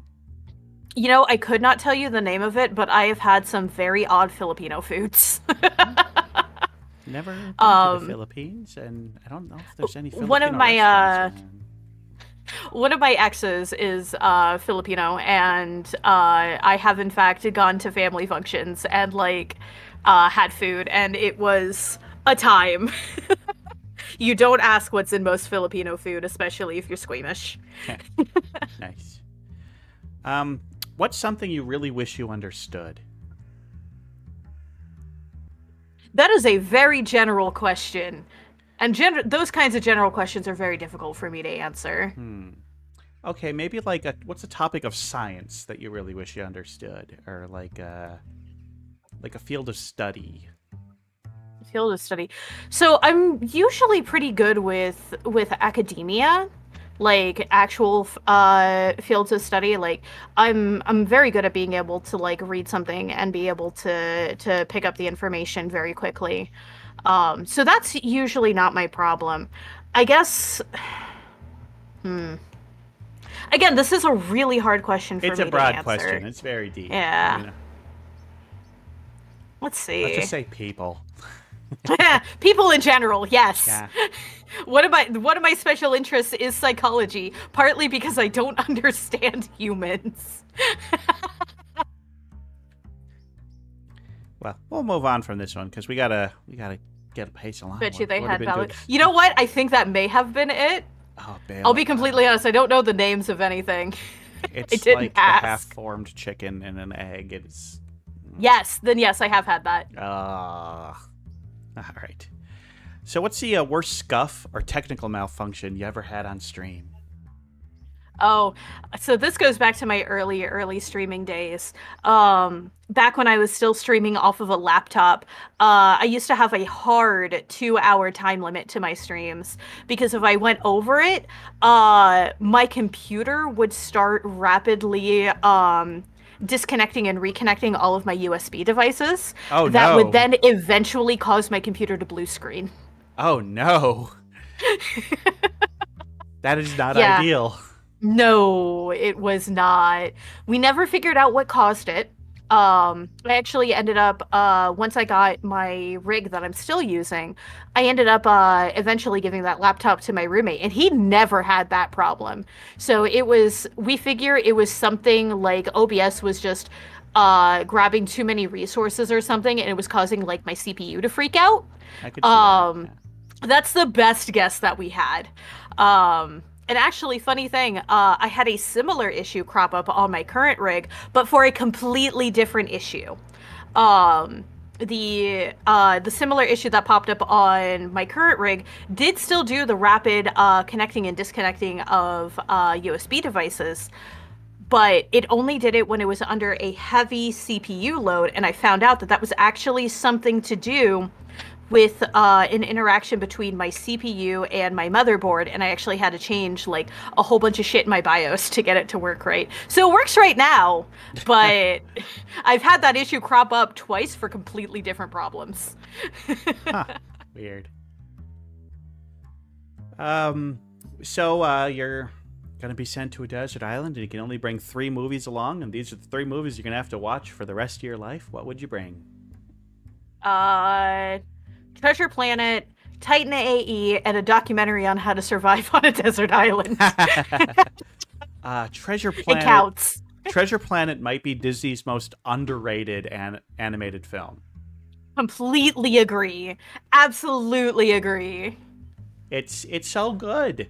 I mean, Jim is kind of a generic-looking early 2000s protagonist, but he's still a fine character, and Long John Silver is so great, and the dog guy voiced by Niles Crane is great, and the cat captain is great, and it's a fun story with good visuals and just some fun. Yeah, it didn't get the love that it deserves. No, it absolutely didn't, and that falls squarely on Disney. Because, funny thing, Titan AE and Treasure Planet actually came out roughly around the same time, and they told very similar stories, but with very different aesthetics and maturity levels. Yeah. And they basically fucked themselves up by advertising to each other's as audience. Because both of those movies were commercial flops while being fantastic animated films. Which, by the way, if you haven't seen either of them, please go watch them. You will be doing yourself a massive service. Yeah, they're both on Disney Plus, so... Is Titan AE on Disney Plus? Because that's a Don Bluth movie. That's not Disney. You're right. No, it wouldn't be. Yeah, I don't know what you... Actually, I do know what you can watch Titan AE on. It's actually on YouTube. You have to do the stupid rent thing through YouTube, but it is over there. Yeah, I'm looking at it. I just Googled it, and there's a lot of places where you can watch it for $4. Like, honestly, if you have, like, some time and you're looking for a movie to watch, give it a watch. It's actually really good and still holds up today. Like, both of them do. But yeah, yes, Yo Ho Ho is also a good alternative. Both of the protagonists have the same haircut and same style. They do. Don Bluth only knows how to draw one kind of hair. Listen, Don Bluth's, same face syndrome aside. It is funny how much Don Bluth just smashed Disney in the 1980s. And, like... Honestly, if it weren't for the success of Little Mermaid, like, Disney Animation Studios might not be around. Yeah, very much so. And I think a big part of that is the fact that Disney at the time was still telling like really kind of sanitized, boring stories, and Don Bluth was willing to try and break new ground with animation and tell interesting stories that maybe had some mature or kind of fucked up themes to them. Mm-hmm. And I mean, hell, Anastasia is a Don Bluth film that everybody thinks is Disney, and like, oh yeah, I knew that. I knew that was a Don Bluth. I like that movie. yeah. But like, if you think you've never heard of Don Bluth before and you've watched Anastasia, you have in fact watched a Don Bluth movie. Yeah. Well, I mean, if you're a millennial, you've watched a lot of Don Bluth movies, probably. Probably, yeah. Secret of NIMH was also his too. Secret of NIMH, All Dogs Go to Heaven. I think Fantasia. No, Fantasia's Disney. Fantasia was Disney? No, not Fantasia. Fern Gully. Oh, Fern Gully. Yes, that is. I don't know why I said Fantasia. I believe that's Don Bluth. Yeah. Fievel. An American the Fievel movies. Yeah. The Pebble and the Penguin. Yeah, Don Bluth was prolific for a while, and all of those are great movies. The Secret of NIMH movie stuck with me for a long time after watching it. Secret of NIMH is messed up, but it's good. It's real. Oh, good. It gets even more messed up when you find out that the Secret of NIMH stuff was actually based on a real life mouse study by the National Institute of Mental Health. That's actually where NIMH comes from. Yep. Yeah, I knew that. Those mouse utopia studies were fucked. Yeah. All right, one more question.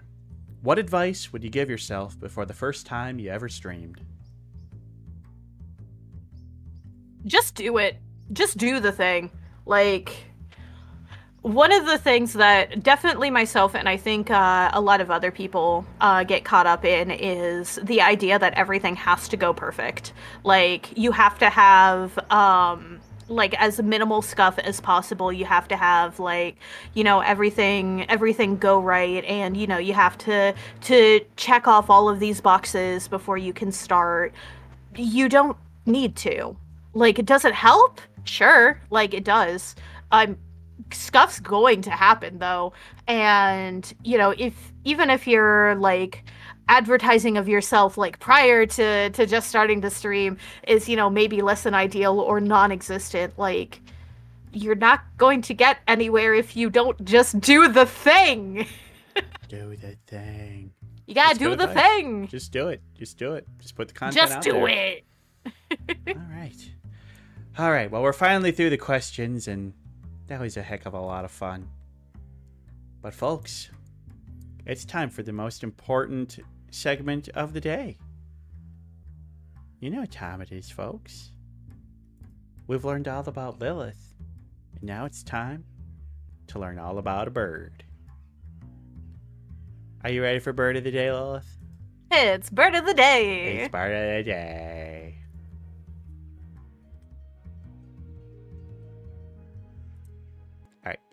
Sorry, I'm behind you. Let me just get down here. All right. Well, folks, welcome to Bird of the Day. And if you've been following the last few weeks, you know that we are going through Susie Silky's color wheel of birds. And there's only a couple left here, and I showed the two that were left to Lilith. And they decided to go a little bit yellow. We're doing the yellow bird today. The yellow bird is, well, it's a very yellow bird. Maybe not the most yellow bird, but it's a pretty yellow bird. This yellow bird is the Hawaii Amakihi. Look at that little yellow bird. Cute. He's so cute. He's cute. Just a little guy. Just cute little guys. He's cute little guys.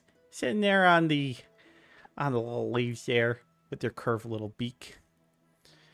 And actually wasn't a ton of information about their size. Like, I couldn't find any wingspan information, but they're only about 3.9 inches long. I mean, part of that is, look at that, short little tail. They have very short tails, because length is measured from tip of beak to end of tail. And so there's some birds like, this bird is 5 feet long. Yeah, but 3 of that is tail. These are just small little fellers. So their tail is only probably about, I mean, if it's 3.9 inches long, that tail's like what, like an inch long tail? Pretty small tail. Yeah. These tiny little fellers weigh, little under half an ounce on average. But surprisingly long lifespans for little birds, 5 to 10 years. I wasn't able to find their wingspan data. I imagine their wingspans are probably between 6 to 8 inches, but that's just my best guess based off of the size of the bird. But yeah, they are passerines, and they're in the family Fringillidae. They're finches. They're a type of finch. That's all you need to know. They're a type of finch. And you can actually kind of see that in their body shape, the coloration, and the shape of their wings and stuff. You can see like, oh, I see a little bit of American goldfinch in that guy, especially the colors and the wings.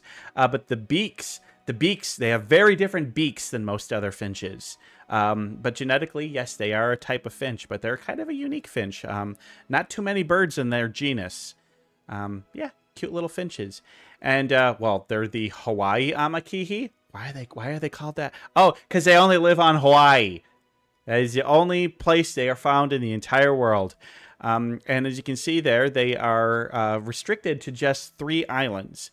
The Big Island, which is the island of Hawaii, on Maui, and Molokai, which is a little island above there. You can see a little black dot on the island kind of between Molokai and Maui up there. That's an island of Lanai. They had been seen there, but they have not been seen there since 1976. So they're pretty sure none of them live on that island anymore. But on those 3 islands, they are plentiful. But if you can see there, you find it interesting. It's like, oh, look, they're not on the coasts, but there's also spots in the middle where they are. Because it's like, well, they prefer to live in areas with heavy vegetation. So up high in the mountains, no thanks. On the beaches with like the shrubs and the sand, no thanks. But the inner island areas that are lush and full of vegetation and forests, they love it there. They love it there. But in terms of their breeding, these little fellers have 2 to 3 eggs per clutch, and they do 2 clutches per year. They've actually got kind of a long breeding season. The breeding season lasts for 9 months. So they could, yeah. So like most of the year, you will probably be able to find them. And it's like, one mating couple might have them in August, have their first clutch of the year, and another couple might have their first in October. It just depends on the birds. See, the thing is Hawaii doesn't have a lot of seasonal changes. So like winters versus summers in Hawaii, not a significant difference. So you tend to not see as more concentrated seasons in areas like Hawaii that have more consistent temperatures. Their nests are just like small little cup nests.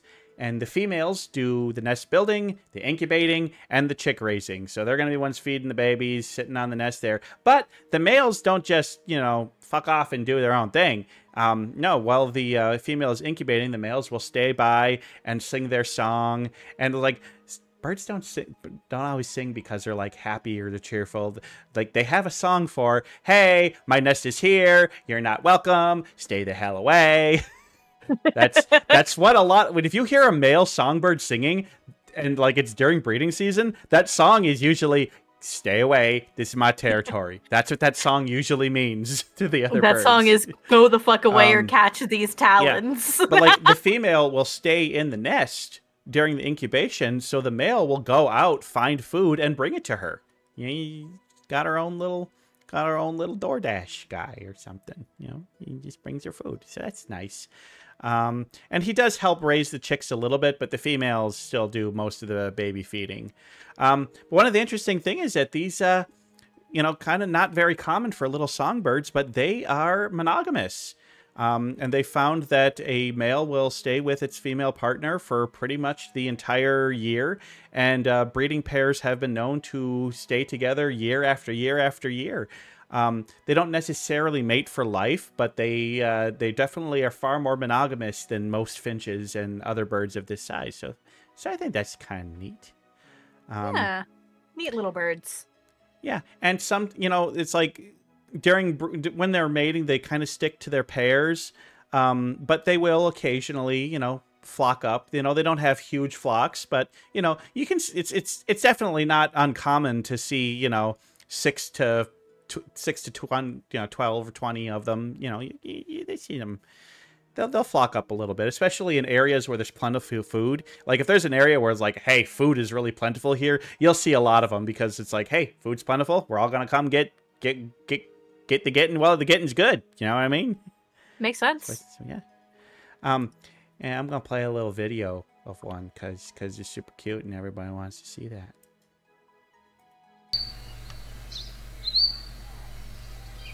Look at that little feller. It's very yellow. Very, very yellow. Maybe not yellow warbler yellow, but more yellow than a golden finch. Here you can see him getting into these flowers. That curved beak, that's what they do. These are nectar eaters. Sticking his little beak into those little flowers. He just knocked a flower off. Did you see that? He just knocked a flower off. Yeet! This flower empty. Yeet! Yeah, that curved bill. And actually, if you see a bird, like a small bird with a curved bill like that, that's very typical, means that these are birds that love to eat nectar out of flowers. The curved bit, you know. Now, I'm not talking like an ibis, a giant ibis with that giant curved bill. That's different. That's different. But if you see a little bird with a curved pointy beak like this, you can bet pretty sure that bird likes to eat nectar out of flowers. But that's not all they eat. They'll eat small berries and stuff, but they are also known to eat spiders and insects. Whether, you know, they forage them, like, you know, if they see one crawling on the plant that they're eating, they'll be like, oh, bonus protein.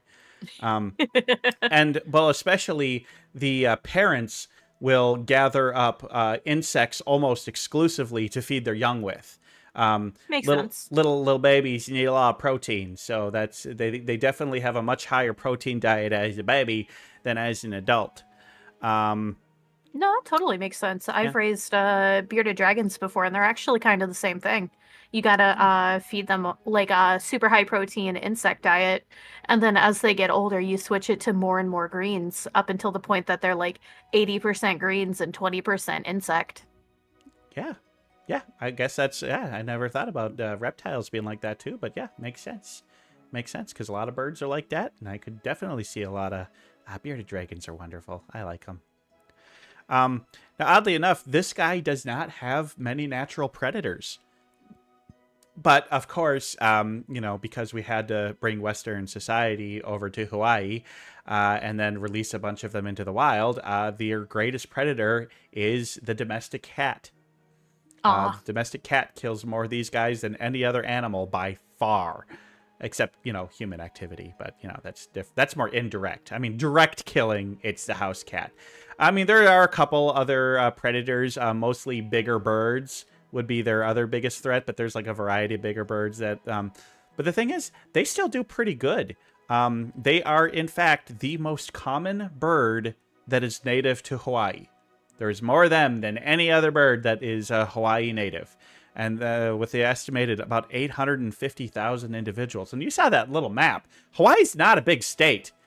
That means there's a lot of these fellows around there. I went to Hawaii in January 2020, and I definitely remember seeing a lot of these guys flutting around.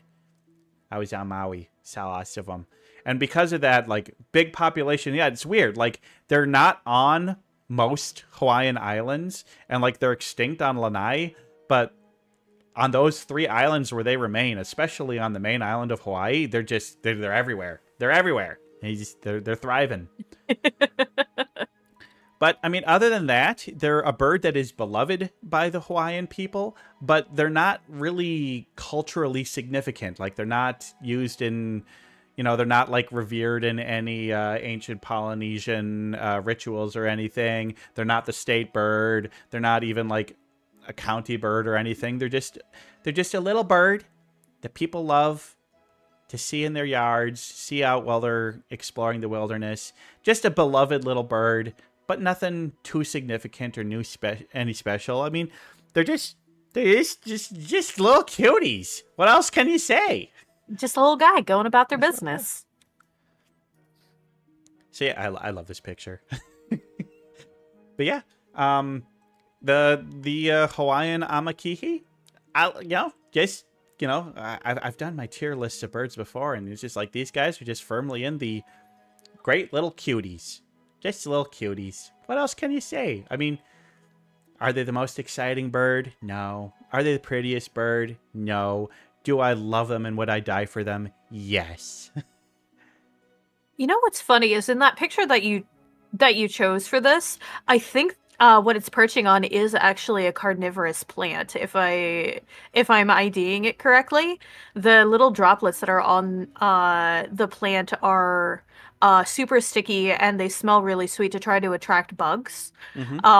So that bird is literally just sitting there waiting, either having just finished eating a snack of bugs that plant had caught, or it's waiting for bugs to come get trapped. That'd be smart. And meanwhile, the plant's like, hey, this is my prey. Get your own. Yeah. Yeah. Yeah, I think you're absolutely right. When looking at that with those dewdrop things, yeah, I've definitely have seen carnivorous plants that do that. I think you're absolutely right. I love it. There's a couple of different species that do, to my knowledge. I don't know what specifically that one is. I'm not good enough with plants to be able to ID it like instantly, but it looks similar enough to them that I'm pretty sure that is one. See, now I'm just gonna Google carnivorous plants of Hawaii.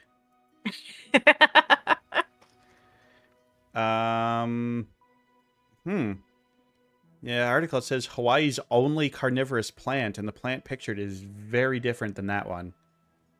I mean, just because like it's not native to Hawaii doesn't necessarily mean it isn't one. There are plenty of people who bring in non-native plants. That's true. That's true. Because yeah, you're right. It does absolutely look like it. I've seen one of the things, and then like the bug lands on it, and it like curls up and wraps it up. It's just neat. Plants are fascinating.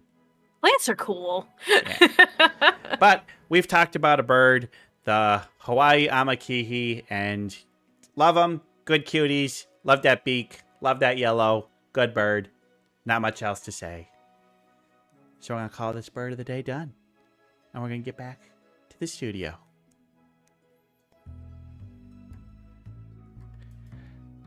Well, we talked about how you love Dungeons and Dragons. Well, I got a game for you to play. And we're not going to play Dungeons and Dragons, Lilith. No, no, no. We have a little quiz for you to judge your knowledge of D&D 3.5 specifically. Oh no. The one I remember the least about. Fuck. Well, you have a 50-50 chance of getting each of these questions right. So we are going to play the most prestigious quiz. I am going to name 20 prestige classes. And you need to tell me, is this an actual prestige class that was available in 3.5, or did I make it up? Oh god, okay. So if you're not familiar... I genuinely... So if you're in the audience, because obviously Lilith is familiar, but if you're in the audience and you're not familiar with prestige classes, is in 3.5 edition, as you got higher level, you could take something called a prestige class, which is like a highly specified thing that allowed for a lot of customization and weird things. And by the time 3.5 was done, there are like 200 prestige classes. There's a lot of them. And some almost of them... 300. Probably, yeah, almost 300. And some of them are kind of weird. But we're going to see if Lilith can remember or know, or maybe just guess correctly, is this a real prestige class or not? It's going to be a lot of guessing. Because this was never my specialty. All right. All right. Well, good. We got... Look, I did something with a wrestling fan, and I did just a real wrestler or not, and he got a perfect score. So, you know, if we... All right. Well, first one. The Swamp Dancer. Is a Swamp Dancer a real prestige class or not? Oh, God. I feel like you wouldn't give me a fake one right off the bat, so I'm just going to say that's probably a real one. I wouldn't give you a fake one off class. You know, it's kind of funny. When I was making this, I was like, haha, I bet she thinks the first one's going to be real. I'm going to make the first one fake. Son of a bitch. I also Googled every single one, whether it's real or not. I Googled what it was and used a picture that seemed fitting. So here's a little Swamp Dancer, little frog for you. I like him. He's a little guy. Yeah, he's a little guy. He's a little guy. One second. I'm just going to move you a little bit to the left so that we can see the screen better. There we go. All right. Next one. The Ooze Master. Ooze Master. I don't think that one's real. You don't think that one's real? I don't think that one's real. Okay, finally. Yeah, turns out they are real. What? They're a ranger special class. Nuh-uh. Yeah. God damn it. And here's somebody's fan art of their character. There wasn't a lot. There wasn't a lot of images for the Ooze Master, but I found one. Yeah, they were a ranger subclass for prestige. I'm going to get like every one of these wrong. Nah, you're gonna get on a streak here. You're gonna be good.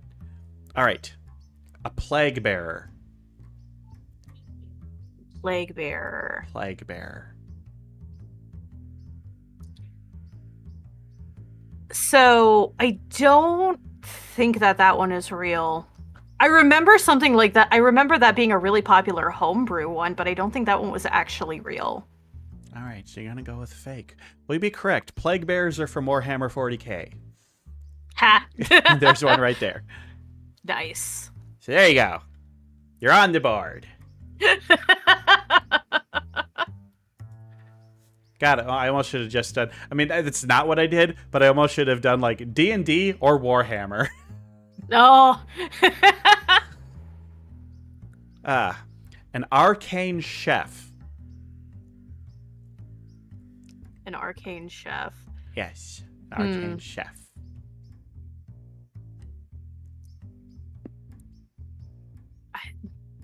Fuck it, we're gonna go with that one's a real one. Just because that's some sort of silly shit that they'd pull. It is some sort of silly shit, but unfortunately, no, it is not real. God damn it. That is some sort of silly shit that they would do, though. It is, absolutely.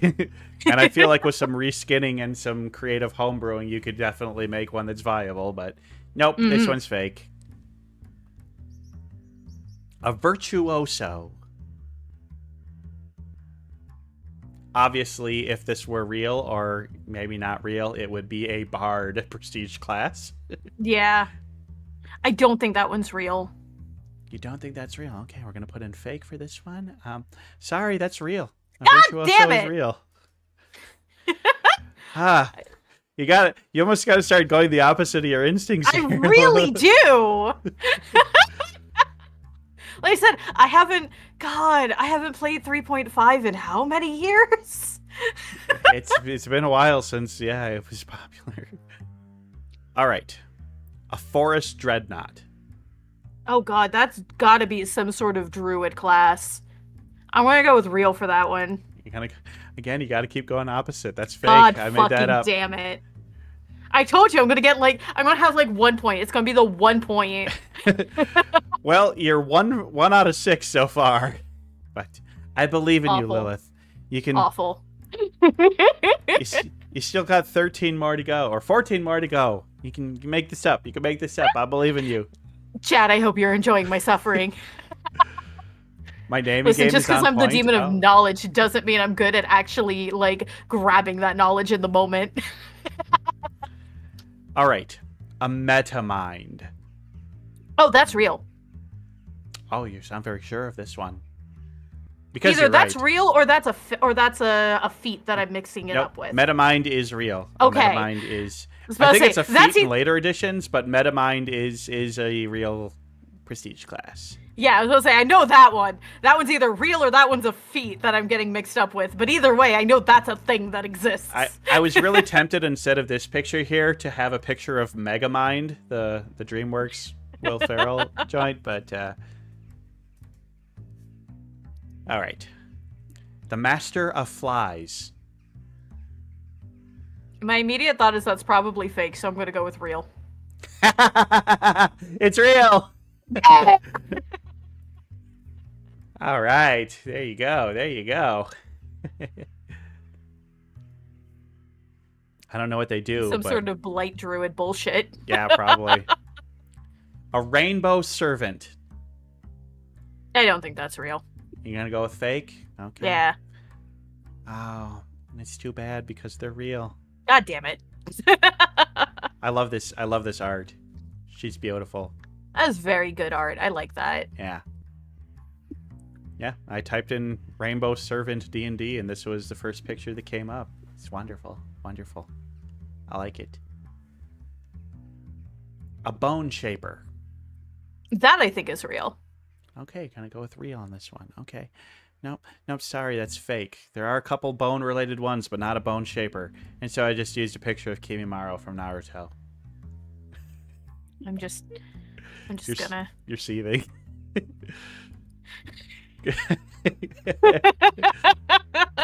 Come back, Lilith. We're halfway through. This is good.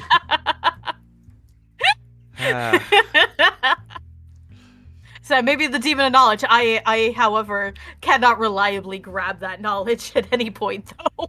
I was really expecting you to do better on this. I don't remember, like, 3.5. It was a system I played a good bit of, but, like, I'll be completely honest with you. I played more Pathfinder and a lot more 5e. Look, we didn't stick with 3.5 for very long. Let's just say that this is just really more of a symptom of the actual classes being kind of weird and out there, and my ability to imitate those classes being very good. Yeah. A ghost whisperer. Again, my instinct is to say that that's fake, so I'm going to say that's real. This time you should have gone with your instinct. That's Son definitely of a fake. bitch. That's a TV show. Oh. I don't watch TV, so.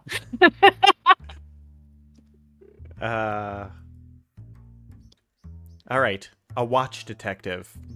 No, that's fake. I'm sorry, Lilith. That's real.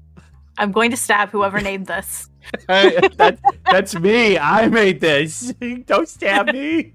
No, I said I'm going to stab whoever named this. Yeah. Because that is a stupid fucking name. Okay.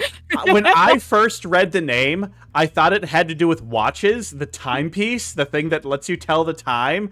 No, yeah. It's like the night. Yeah, exactly. Cannon fodder. It's like, yeah, the night watch detective. Stupid name. It's yeah. It's real. I played more Pathfinder than I did 3.5. I'm blaming that on. I'm blaming this abysmal performance on that.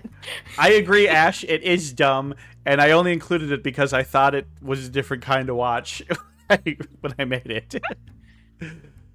A dragonfly mage. I don't think that's real. It is fake, but here's somebody's rendition of one. Would be badass. It looks like a pixie. Yeah, I like it. Oh god, like a pixie that's like a dragonfly themed? That'd be so awesome. That'd be so awesome. I love the nature themed spellcasters. I've played a pixie barbarian before. Nice. All right. A swan may. Swan may what? A swan may be real, confuse the shit out of me, apparently. I just watched Hot Fuzz last night, so I've got swans on the brain. Shit. See, now I'm just, like, fighting with myself, because it's just like, do I trust myself or do I not? Because I have been absolute ass at this so far.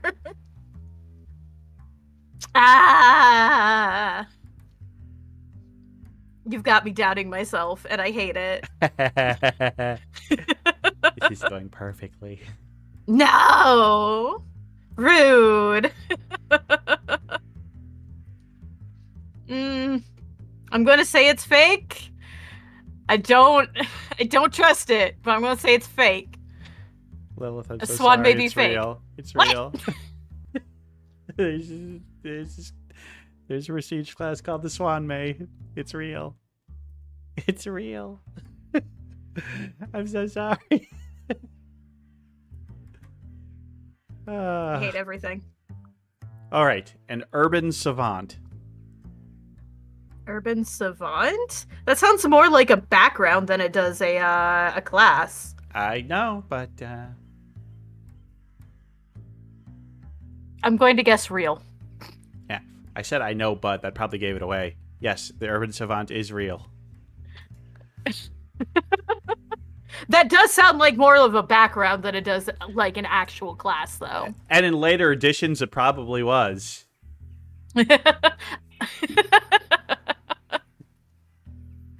All right. Sentry of the Sand.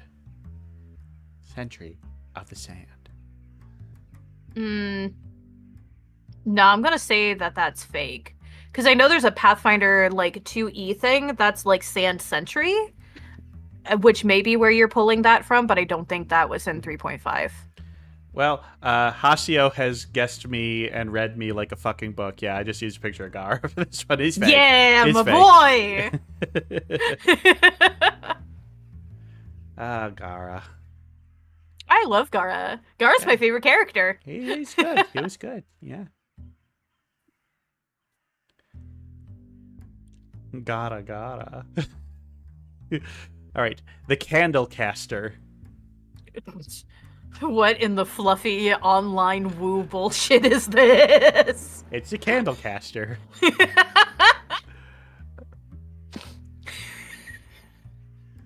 I'm going to say true just because I really want it to be. Because I want this silliness to be real.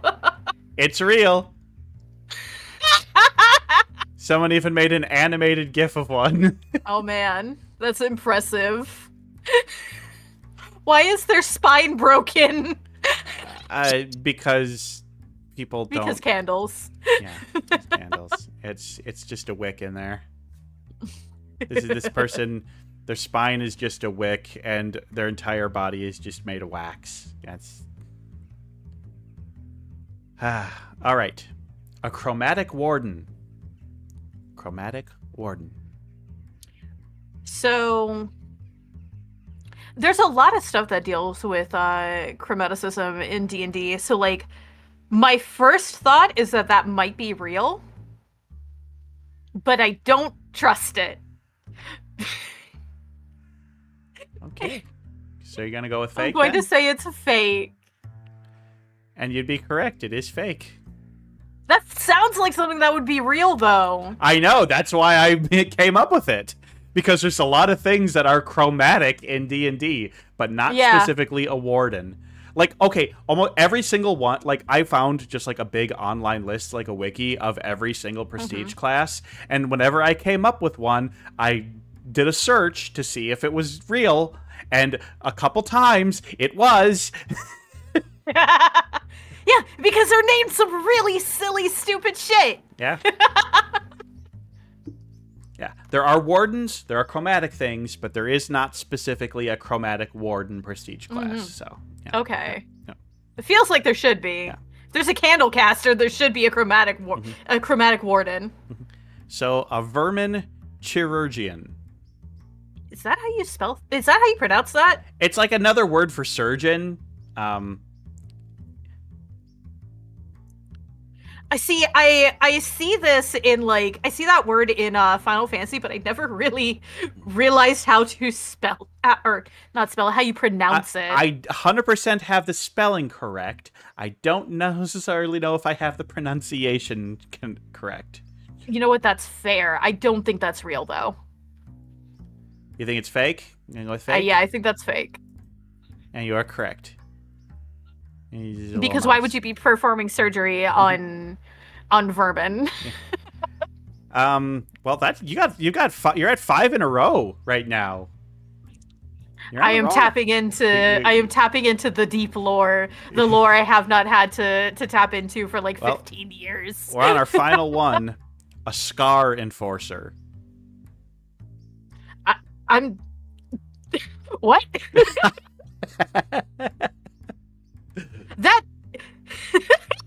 That sounds like somebody who's just going around and being like, you don't have the right scarring. To jail with you. Or is this just the hyenas, the highest ranking hyenas in The Lion King? True. Very true. Very true. I'm sorry. It's probably fake, and I'll accept the loss for this one, but I'm going to say it's real just because, like the Candlecaster, I want it to be real, because that's just such a funny image to me. Well, it's real. How? I don't know. But it is real. Well, we're at the end of the quiz, and I'm at a loss. With your streak of 6 in a row to finish it off, you ended up with a 10 out of 20. So you got back up to 50-50. I got exactly 50. I got exactly what you would expect for somebody blind guessing. Yep. But considering that after 14 questions, you had 4 right, so I think you made a good comeback there at the end. Listen, like I said, I played 3.5, but it was so long ago, and I played so much more Pathfinder. Like, if this were a quiz on Pathfinder, I probably would have remembered more. Well, that was fun, and I love how flustered you got at some of those ridiculous, stupid names. God, they're so stupid! They're so dumb. What the fuck is a Swan May? I don't know! What the fuck is this Scar Enforcer? Where's my fucking phone? I'm Googling that. What the fuck is a Swan May? Yeah.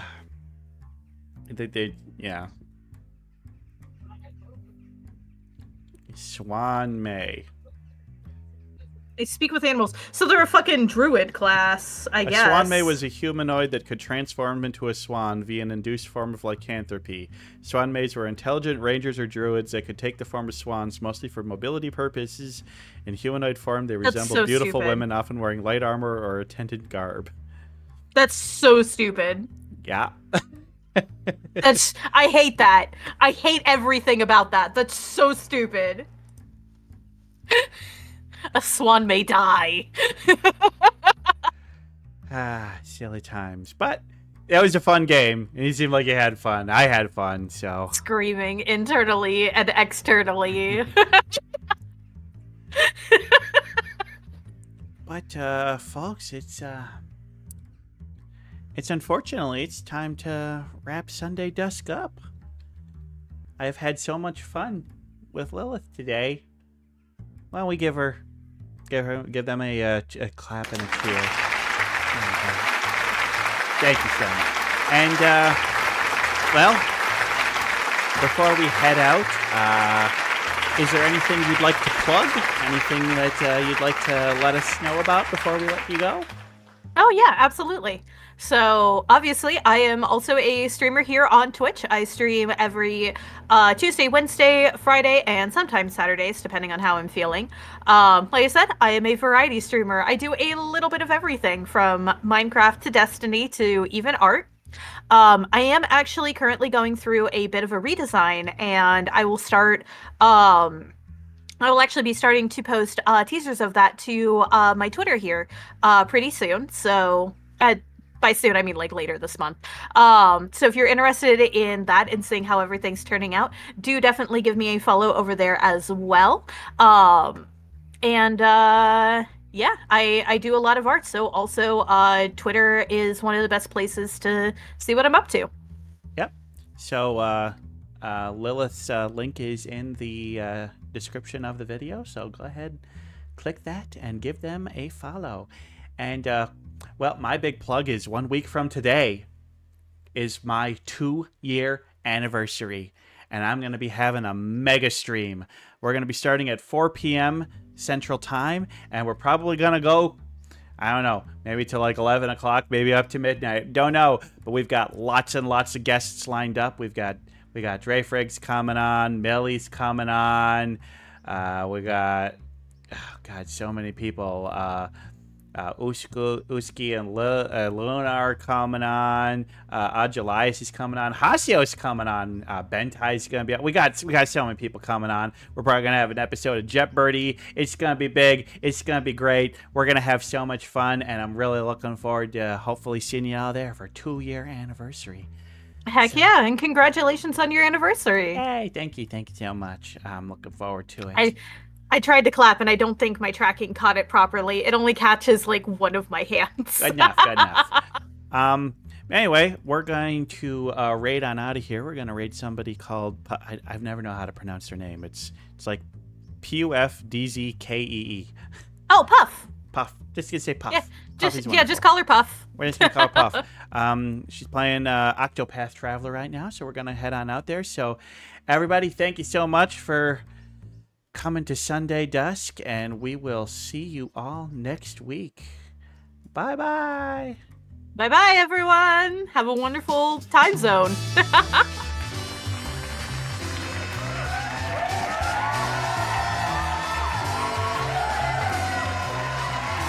da, da, da, da, da, da, da, da, da.